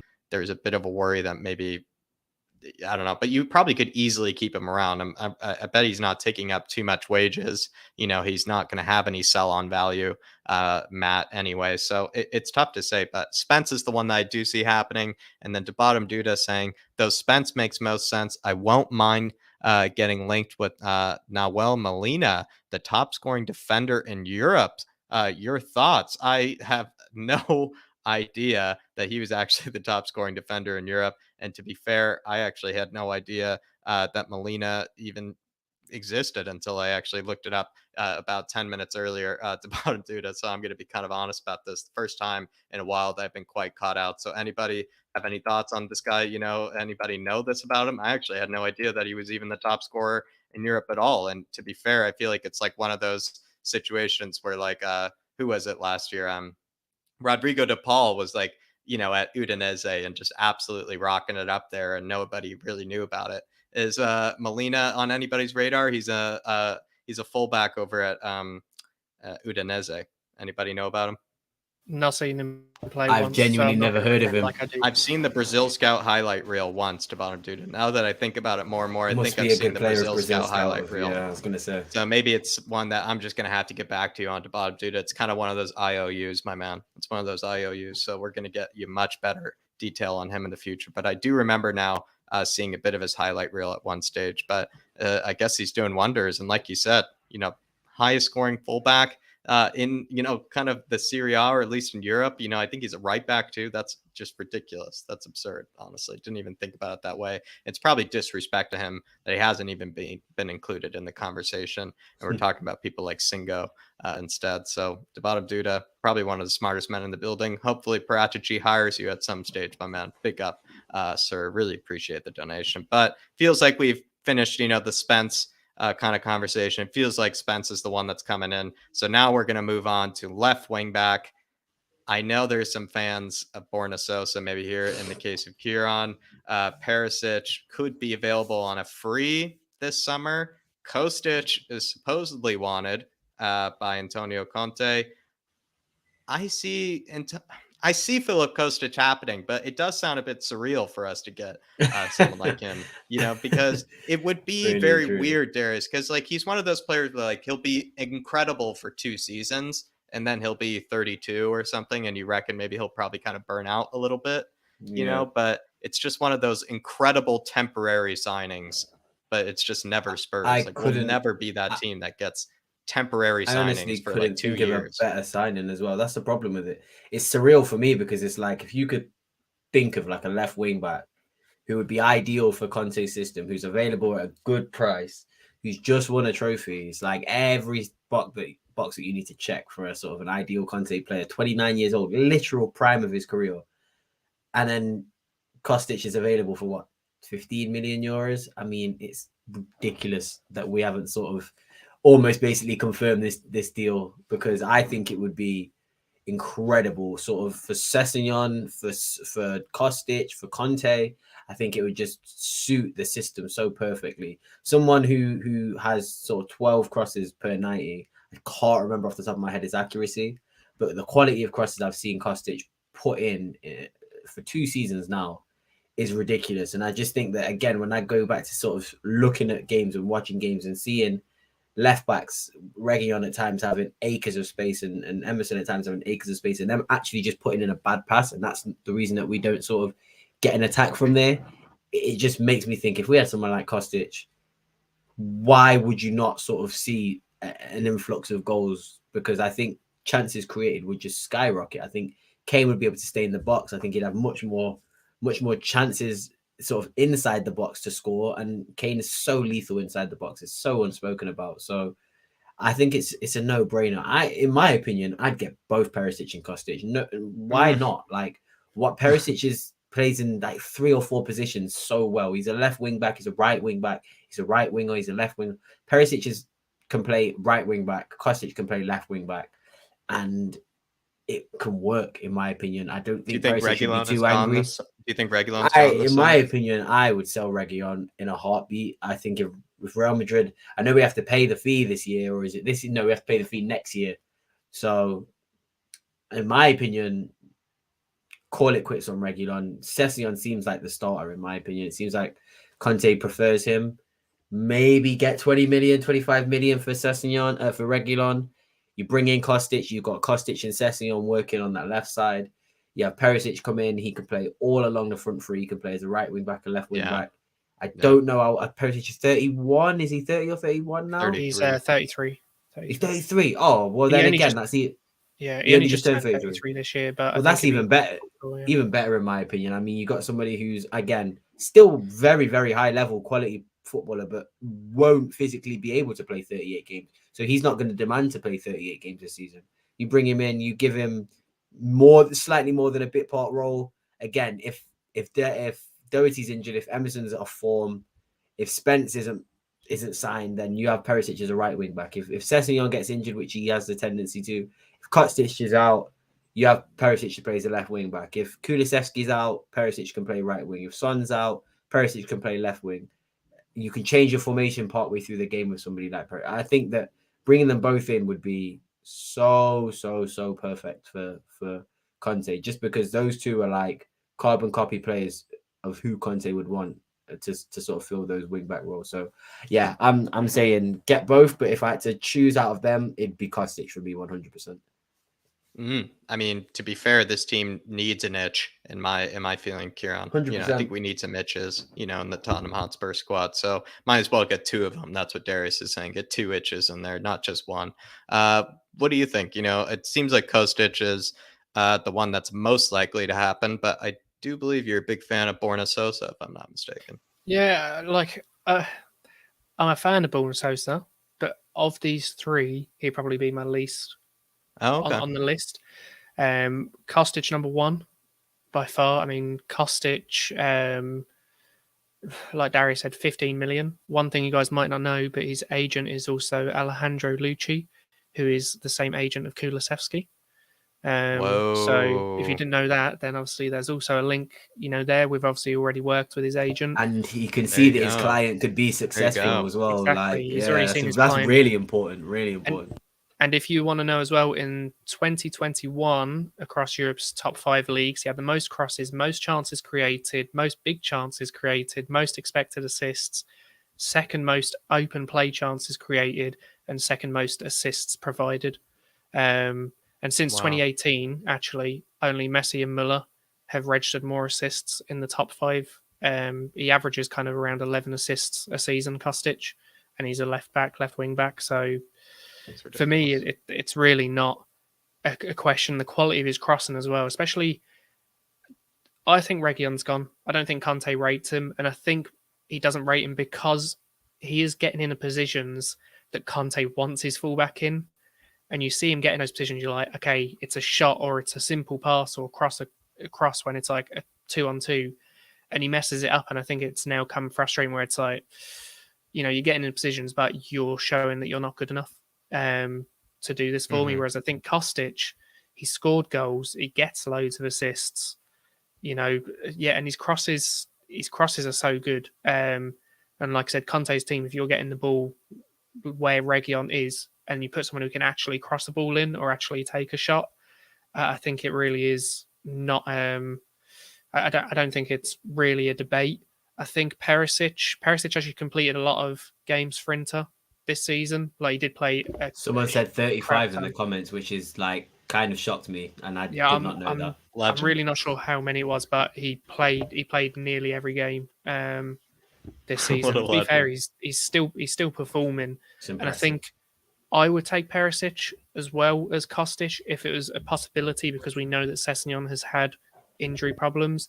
The only issue is that Perisic is still playing for Inter and he's still getting first team minutes, and a lot of them. So it's like, okay, even if we can offer him more than 6 million in bonuses, which is what's being rumoured, his new deal that he's been offered at Inter is, even if we can offer more than that, I think, does he look and kind of go, yeah, but you got Kostic and then you got Sessegnon who's young and you're probably going to want to give him development time as well. How much game time am I going to get? He might just stay with Inter where he knows he's going to get game time. So if possible, I'd take both because Perisic can play further up the pitch, if needed, and be a good option for depth across the season. Someone who's experienced winning things, so you'd also bring that to the squad. But how likely it is that he is going to come to us knowing that, if we do get Kostic, this is in theory, and we keep Sessegnon, is he going to want to come to us knowing that maybe he's going to be second, third choice on the list? I'm not 100% sure. No, I'm not sure. And do we even bring in 3 fullbacks, in a summer? It just sounds kind of, I'd be all for it, believe me, but it just doesn't really compute for me. It just doesn't really seem to make sense. I think we probably do bring in 2 fullbacks. I think we bring in Jed Spence, and I think we bring in Filip Kostic.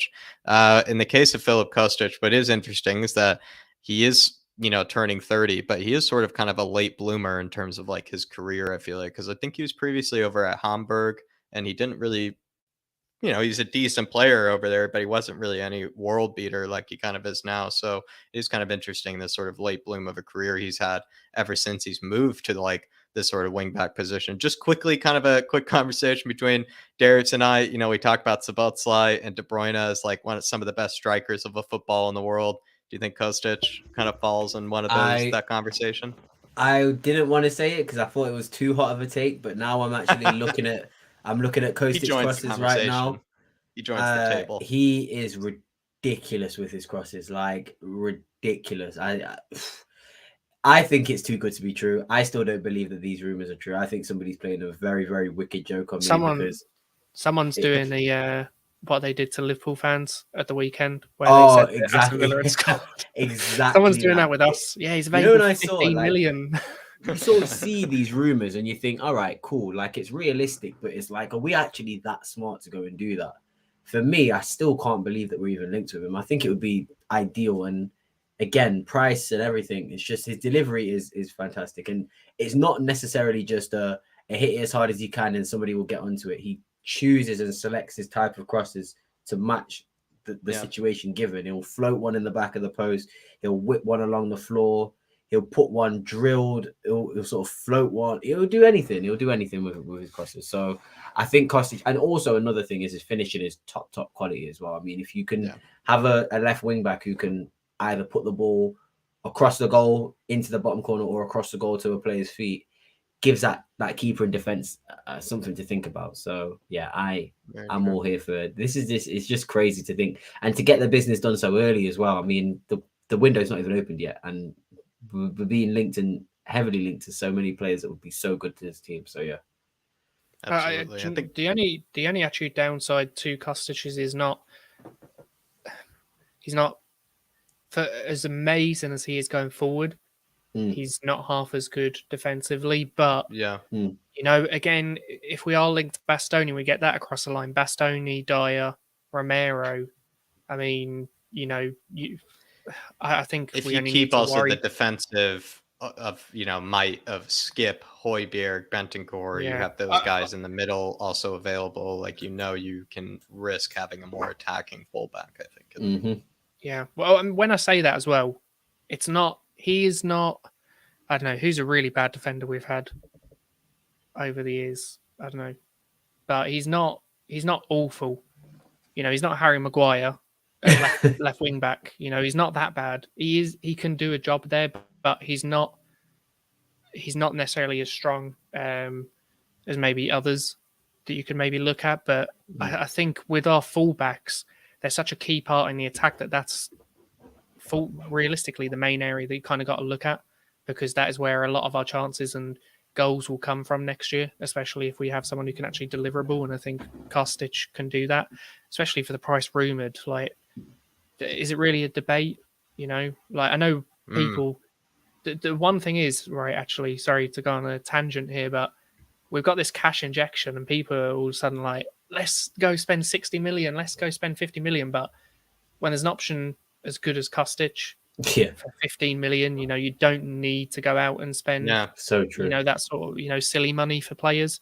I think but all the money we are supposedly injecting in and player sales, etc., I think we've got to be smart as well. Look at the sign of Bentancur for, what was it, 17 million?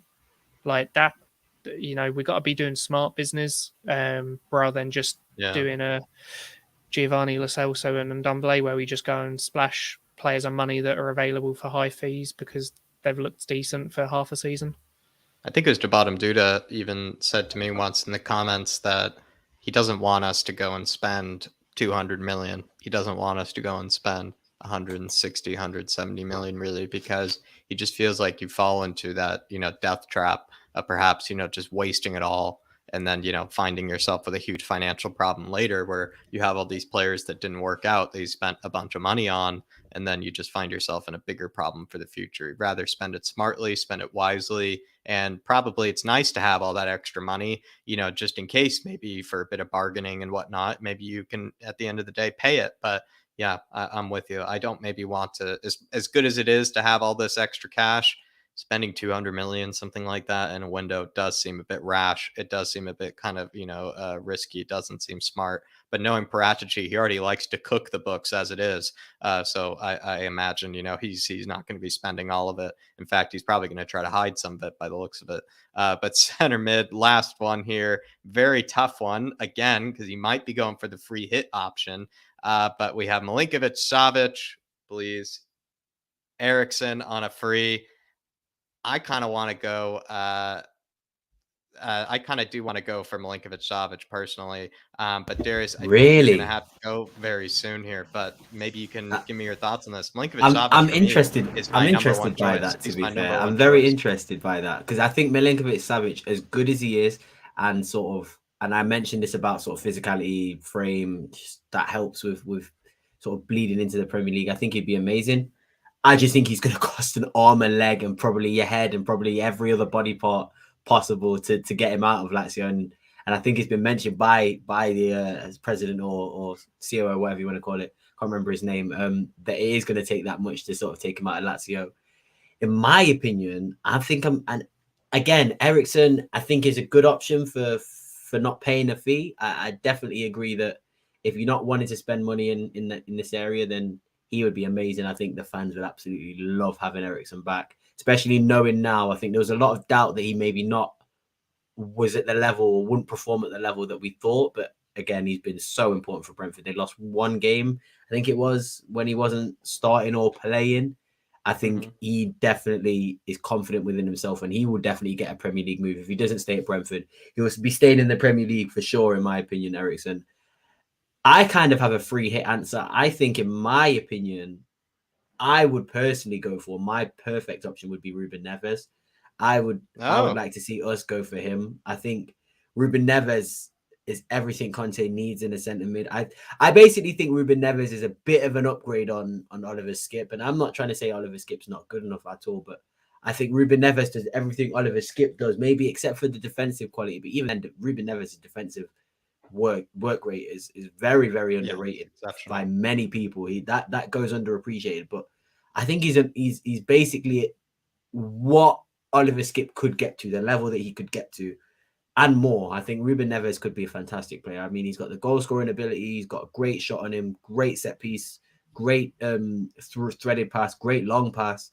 He could play as a deep line playmaker for Conte in sort of a Brozovic role, or I could see him play as like you said, if we were playing in the two. He could play in a two and be a box-to-box centre mid quite easily because, again, like I said, going forward and going back, he seems to be very, very high level at both of them. So in my opinion, I'm going to go for Ruben Neves because I think, again, with the Premier League experience, I don't know how many years are left on his contract, but I do believe there's not many, if I'm not mistaken. So that would be my option. I think he would fit like a glove in that Tottenham team. I think next to a Bentancur or a Højbjerg or even just next to Skip himself, it would be very, very good to see. So that's going to be my option.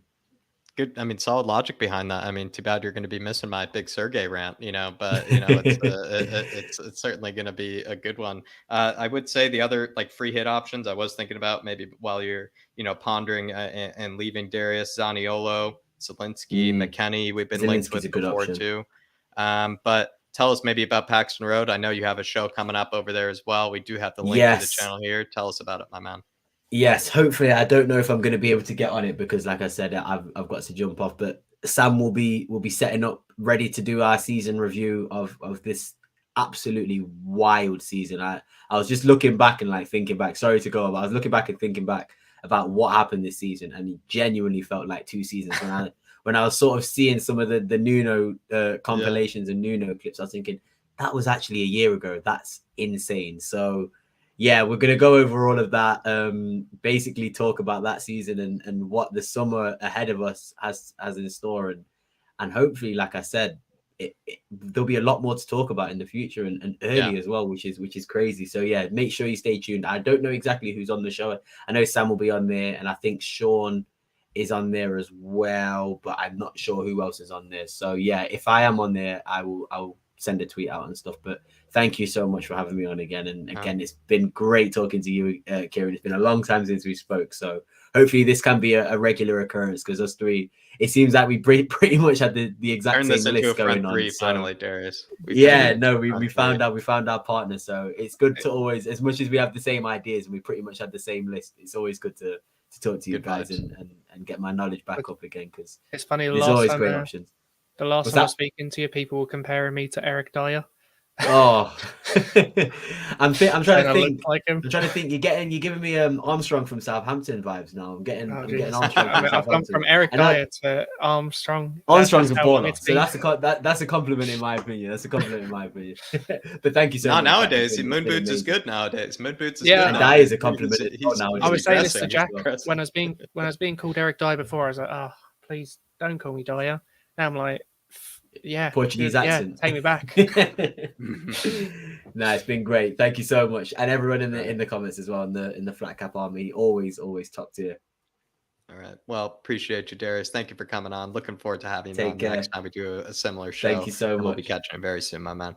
Take care. See you later. I'll be watching in the comments. Alrighty. And we're going to move on to the bottom Duda super chat saying, sorry about going back to the Serie A again, Jack. Pasalic scored 13 this season. Anthony Barak and Sergey with 11 and Zielinski with 6. 150 will be over if we go after. The 150 will go over, or will be over if we go after Sergey and Bastoni. I know your pick is Zielinski. I'd pick Antonin Barak. Interesting.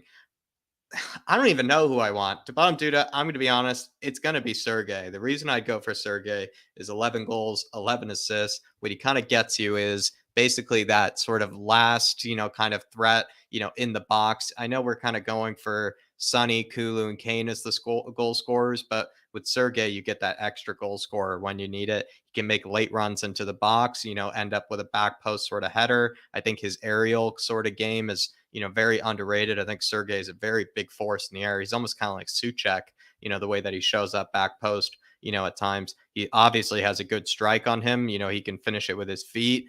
He has exceptional vision. The fact that he has 11 assists sort of, speaks to that. So he can not only be that extra goal scorer that we're looking for, maybe from the midfield, but maybe he could also be that guy that breaks down, kind of deep lying teams. I know it's kind of weird to say that about Sergey because he's this big, giant guy, and he doesn't really look like a tiny, kind of clever sort of player, but he could kind of help our midfield break, down the likes of, those kind of tough, deep lying sort of teams that we'll face next season. So for me, it actually is Sergey, but you're absolutely right. We probably would end up going over the 150 million, which would probably be a problem. Pasalic is one of those underrated, sort of midfielders that also shows up late in the box with goals, especially in the Champions League. It feels like he scores a lot.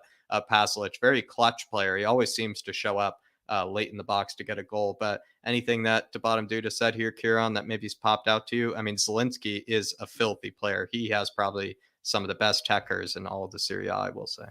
It's funny because last summer, me and you did a video on players that we think would be a good fit, and I said Zielinski was in my picks at the time. I really do like Milenkovic-Savic, but I don't know, man.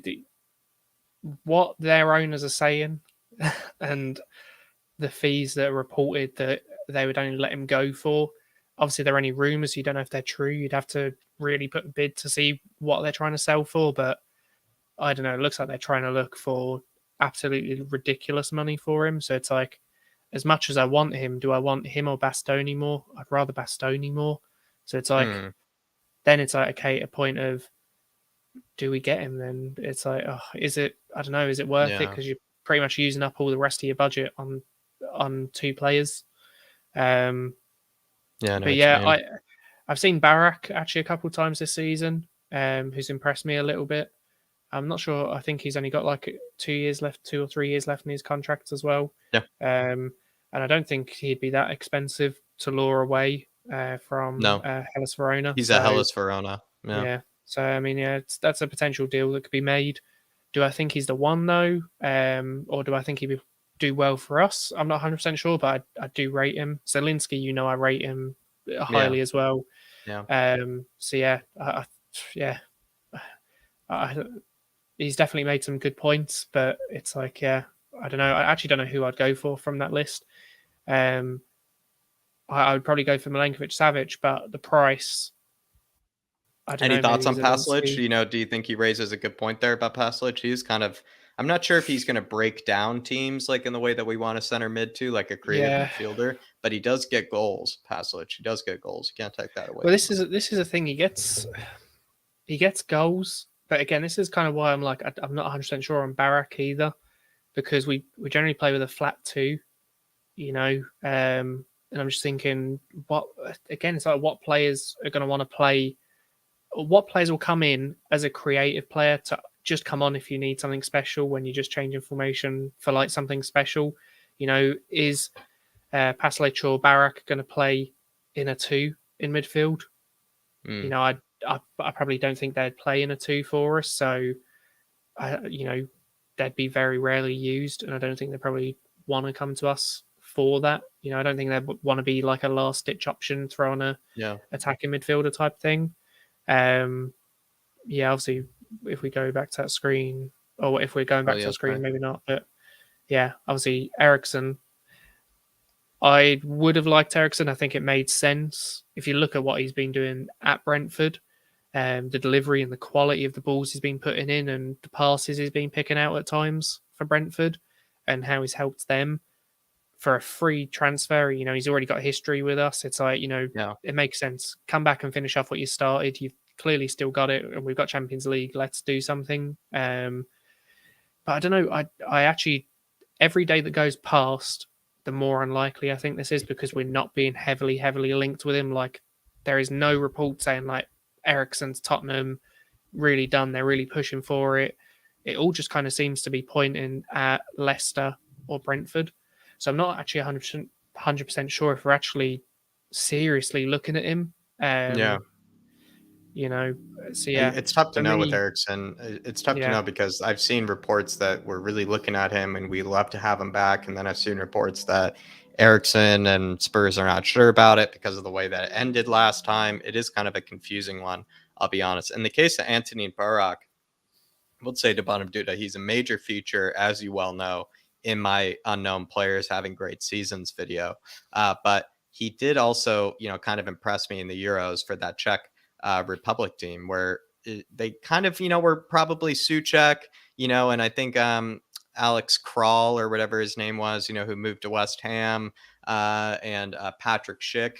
Those were kind of the big names, you know, that everybody was talking about on that Czech team. But I actually think it was Anthony Barak that was probably one of their best players over the course of that tournament. And he's been one of the best players over the course of this Hellas Verona season as well.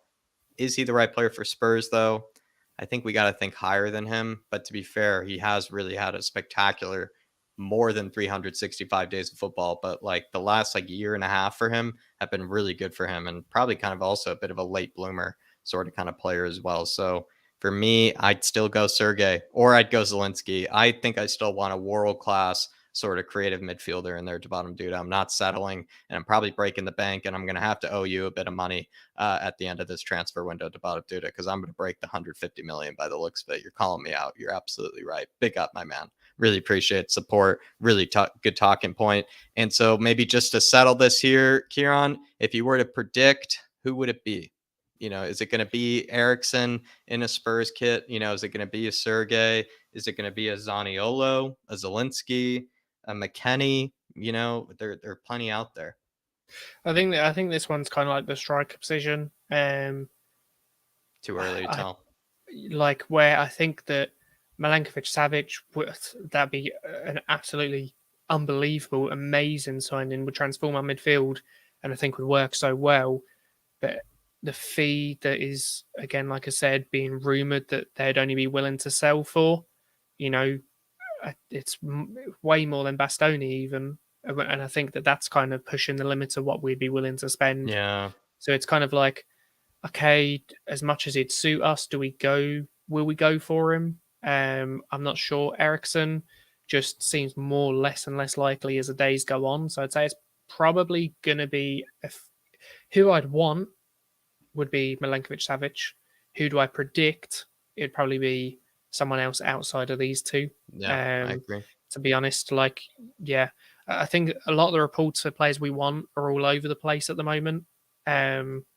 So I suppose we'll see once this mysterious meeting with Conte that we keep hearing rumours of every single day finally happens. We'll finally know what direction we're going in then, and proper links will probably come out. Two players, actually. I'm just going to say free hits just so I can mention two players that I think would be able to get on the cheap. I think Dominic Szoboszlai from RB Leipzig. We could get him cheaply. I think we would be able to get him cheaply. Obviously, just for people who don't know about him, obviously he's 21. I think he's either 21 or 22 and turns 22 or 23 in October. But I think he's got out of all the top 5 leagues, he's got the 18th best goal creation actions, per 90 at 0.76. So pretty much every 2 games is creating a goal, whether that's him scoring, he's got 6 goals and 8 assists, which doesn't sound like a lot. But the thing is, he's actually competing with Nkunku and Forsberg for the starting 11. He's only competing. Sorry, he's competing. Why do you with think he would be Nkunku. available though? Kind of like Cody and I are kind of saying that, just because he did just move there. Because the thing is, he did move there, but he moved there from the Salzburg system. And generally, with Leipzig, what you see is the Salzburg players have outgrown them. He got Player of the Year in the Austrian Bundesliga, and then they moved him to Germany. I would say realistically because he'd kind of outgrown the Austrian Bundesliga. So moved him to their other franchise team in Leipzig so he can get more exposure and get playing time at a higher league. But the thing is, he's only, out of all the minutes he's played, he's only featured in the starting 11 33% of the times he's got minutes. So that's not necessarily 33% of their games. That's just any time he's even had a chance to play. He's only 33% of his minutes have come from starting 11 times. And if you look at the minutes he's actually been getting, even in it's been 27 minutes, 35 minutes, he's not really getting a proper run of minutes. And I think that's why you'd probably be able to get him from the cheap, because it's not like he's transferred from another Bundesliga team. He's transferred from their other, their franchise. So if you offer slightly more than what they've paid for him, and they paid themselves for the transfer anyway. They paid themselves pretty much for him. So when I say cheap, I'm still talking 25, 30 million. But in terms of, what you're probably going to get from him, that's cheap for what you'd probably get, Interesting. He only transferred for 19 million to them.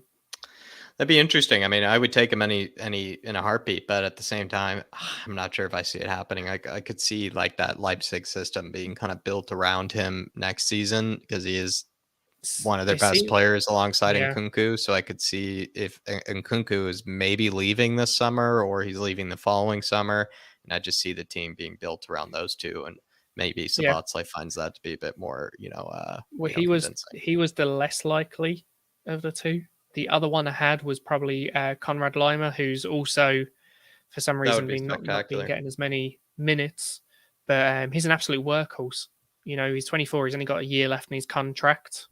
He's only got 4 goals and 4 assists. He's not necessarily a creative player, so he wouldn't, be someone I'm sitting in going, yeah, let's get him in because he's going to create us loads of goals. But he's someone that I could kind of go, okay, cool, for rotation and depth, when you consider we got Champions League, Premier League, FA Cup, and the League Cup. I could see us doing pretty well in next season as well. But I think Conrad Lima would be a good option, for that squad depth. 4 goals and 4 assists as well. From his minutes, it works out as like 0.29, 0.29 per 90. So he's basically scoring or assisting every 3 games, and he's not necessarily that attacking midfielder. Lima is like Højbjerg and acid. That is the perfect description of him. I was trying to not like overhype him as like this. Yeah, he's the best player like out there, but that's probably the best description you can get. He's just a player that runs around and wins you the ball. That's all right. But yeah, he's not necessarily the creator. I think we'd be able to get him on the cheap, and he'd give us a lot of depth. But I think we'd still want to go for someone else that gives you a bit more creativity. There you are. Well, there you are. And everybody, everybody's apparently going to be coming in from Maddie's stream just as we're wrapping up. So maybe we'll just keep this on screen. Maybe while people are, coming in here, everybody, while you're popping in, we just had a huge conversation. And if you're coming, especially in from Maddie Hayes' channel, we had a huge conversation in everybody. Just kind of talking about which sort of players, we predict actually being in a Spurs shirt, which sort of players we want to have in a Spurs shirt. 2 very different questions, because sometimes the one that you end up predicting being in a Spurs shirt is not really the one that you probably want to actually be in a Spurs shirt. So we were talking about Sergej Milinkovic-Savic here at center mid. It is the one that I want. Is it the one that I predict happening? I'm not sure. I actually see someone like an Eriksson probably happening. To be fair, maybe another central midfielder like a Limer, brought up as well, before. I could see that happening. We talked about, what sort of striker do you predict maybe being brought in this summer? This one was really hard to predict. We went for like a relegated striker, I think, Kieran. We probably went for like a Weghorst or Emmanuel Dennis, someone like that coming in to be that backup striker. Cornet it was, wasn't it? Yeah. Cornet too could work. Skamaka and Richarlison, we seem to work out that we just don't really predict that one happening too. So that one was kind of, a tough one to deal with. Center mid, if I really am going to be honest, I want it to be Sergej. I'm not sure though if it can be anybody else, but it's tough because that one's tough to predict. Left wing back, we predicted Kostic, of course. I'm pretty sure Maddie probably gave you plenty of good news about Filip Kostic over on his channel. That's the one we predict happening. It's the one we want to happen as well. Darius and Kieran were even talking about throwing in Perisic on top of that, throwing an extra itch in there, which everybody would be certainly a big fan of. But that one probably not realistic, throwing Perisic in there too, but certainly see Kostic coming in there. So everybody, that's our prediction there. And then we went for right wing back. We went for Jed Spence, I believe. Did we throw in an extra right wing back? I don't know if we did, because we were talking about no, we didn't. What we said was, if Jed Spence was coming for the rumored 12 million with Emerson, do we think we would get the fee that we'd be willing to sell him on for? And we said we were unsure, so we might just end up bringing in Spence and maybe not offloading one of those 2 in the end, just because we wouldn't be able to get a fee that we found acceptable. Yeah. It wasn't bringing in someone else. It was saying that we wouldn't be able to offload someone, but we would bring in him. Yeah, it's kind of to be fair though, just quickly, I kind of, if I could be honest, I want like a Ridley Baku, personally, or like a Dodo, from Shakhtar Donetsk. That would be fun.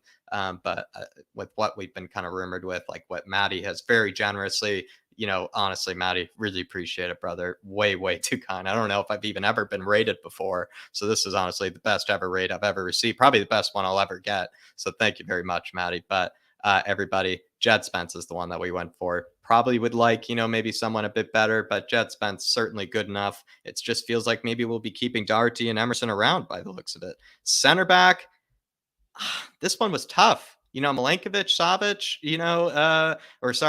Nikola Milinkovic, we were talking about for maybe the free hit. De Vrij is one that we've often said about, maybe coming in as well. Maddie has even probably told you that the only way we're getting another center back in is if we sell enough of our own center backs, being Rodon and Tanganga. But what did we discuss here again? Just to interrupt, because obviously we went in the order of left centre back, which had Bastoni, which probably a lot of people will be like, "Where's Bastoni?" Seeing this. Obviously, this is the middle. This is the middle. Yeah, we discussed that as well.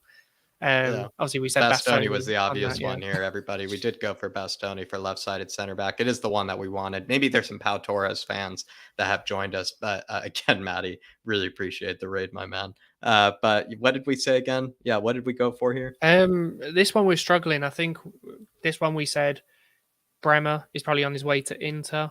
So De Vrij out of those two was the more likely, but we also didn't see the chances of us getting Bastoni and De Vrij in, both from Inter. So we kind of went, it'd probably be the free hit option. And if we were to bring in someone, it'd probably be someone who's a little bit more level-headed, maybe a bit more experienced, an older player who's going to be, who's just essentially, if we brought in Bastoni, is going to be willing to sit there and let them two go and do the hard work and be the aggressive ones, and that person's just be kind of the leader and the organizer in the center. Yeah, that there it is, everybody. There it is. That again is the whole list that we've gone through. So Bastoni is who we predict. It looks like maybe De Vrij you could probably put money on. This one again really tough. Jed Spence is who we predict as well, being in a Spurs shirt. Kostic is going to be in a Spurs shirt. Can I actually just explain something, Jack? Just because I'm just thinking actually, if people are coming in, this isn't necessarily people that we are like. Not all of these are people that we are saying we 100% want. Like, this is who we want to see. It's also who we think is realistic, and some of the people we've been linked with. Just in case people are wondering, because I see a lot of people throwing in names in there. So I just want maybe clarify up. Everybody, like Kieran just said, it is like who we are predicting could be in a Spurs shirt, not just who we want to be in a Spurs shirt. Two very different questions, two very different answers at times as well. But Kostic is who we see being in a Spurs shirt, who we predict. I'm just going to go with Eriksson as a safe bet. I could see that happening. Probably another center mid gets thrown on there as well. And then finally with the striker, I don't really know if I can give an answer. Maybe a Weghorst, maybe a Dennis, just someone that's a relegated striker. But that is the end of the discussion. Everybody, feel free to go back and listen to all of it. We had Darius on earlier. He gave some excellent points. Kieran, of course, gave some excellent points as well when it came to, just kind of chatting about which ones we actually expect to be coming over to Spurs. But I got absolutely lost in the chat here, so I'm going to bring this up again. But Kieran, maybe I know you probably talk a lot about this on your Twitter, so maybe anything you want to plug over there, maybe anything social media wise that maybe you want to talk about on your channel or in Twitter in general? Well, excuse for the profanity. I just chat shit over there. Anything that's on my mind, if anything's on my mind, I just tweet it half the time. So yeah, anything regarding Tottenham that comes out that I'm thinking or want to just let something out, it's on there. So yeah, if you want to get in a debate or talk about Tottenham potential signings, news, the recent games that happened, follow me on Twitter because I do like interacting. Obviously, we're not when I say fans, not fans of me, fans of Tottenham on Twitter. If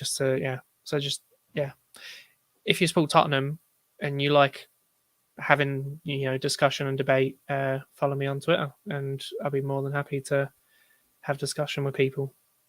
There you are. I mean, Jack de Ketelaere is exactly what I want to bring in for the backup striker. But unfortunately, we did talk a lot about de Ketelaere as well, everybody. So feel free again to go back to the beginning because we had a really good conversation about backup striker. Paul Markey saying, my choice is Verratti, hints at being unhappy at PSG. You'd be bringing in probably one of the best midfielders in the world, and that would be honestly ridiculous to bring someone like him. He could work in a midfield too as well, which could really help us. He could probably be sort of good enough to be that kind of guy that could break down teams. Not exactly a creative midfielder, but good enough on the ball and runs the show, runs the tempo. Could easily be a creative midfielder kind of for us in like a midfield two kind of way. So Paul Markey, if that's sort of true in any sort of way, I definitely like us to take a crack or at least take a hint. And especially if Verratti wants to play for Conte, unbelievable. But everybody, we definitely have spoken plenty about, who we expect Spurs to have. Who do we expect maybe Spurs to go for? And who do we want Spurs to go for? So if you feel like maybe you missed a good portion of it, feel free to go back as well. Everybody that's been with us the whole time, really appreciate support. Hit that like button on your way out. Really have appreciated everybody that's tuned in to this one. Had so many in the house. So I really, from the bottom of my heart, really do thank you guys. It's going to be a big, big summer. We're going to have plenty of conversations like this, maybe even next week as well. We're going to try to make this somewhat of a weekly thing, if it's even possible. So everybody do get used to this sort of thing. It's a big summer for this channel. Hit that sub button if you were new to this channel as well during this discussion. That'll be all for now. As always, everybody, come on, you Spurs. And Come on, in you Conte we Spurs. trust.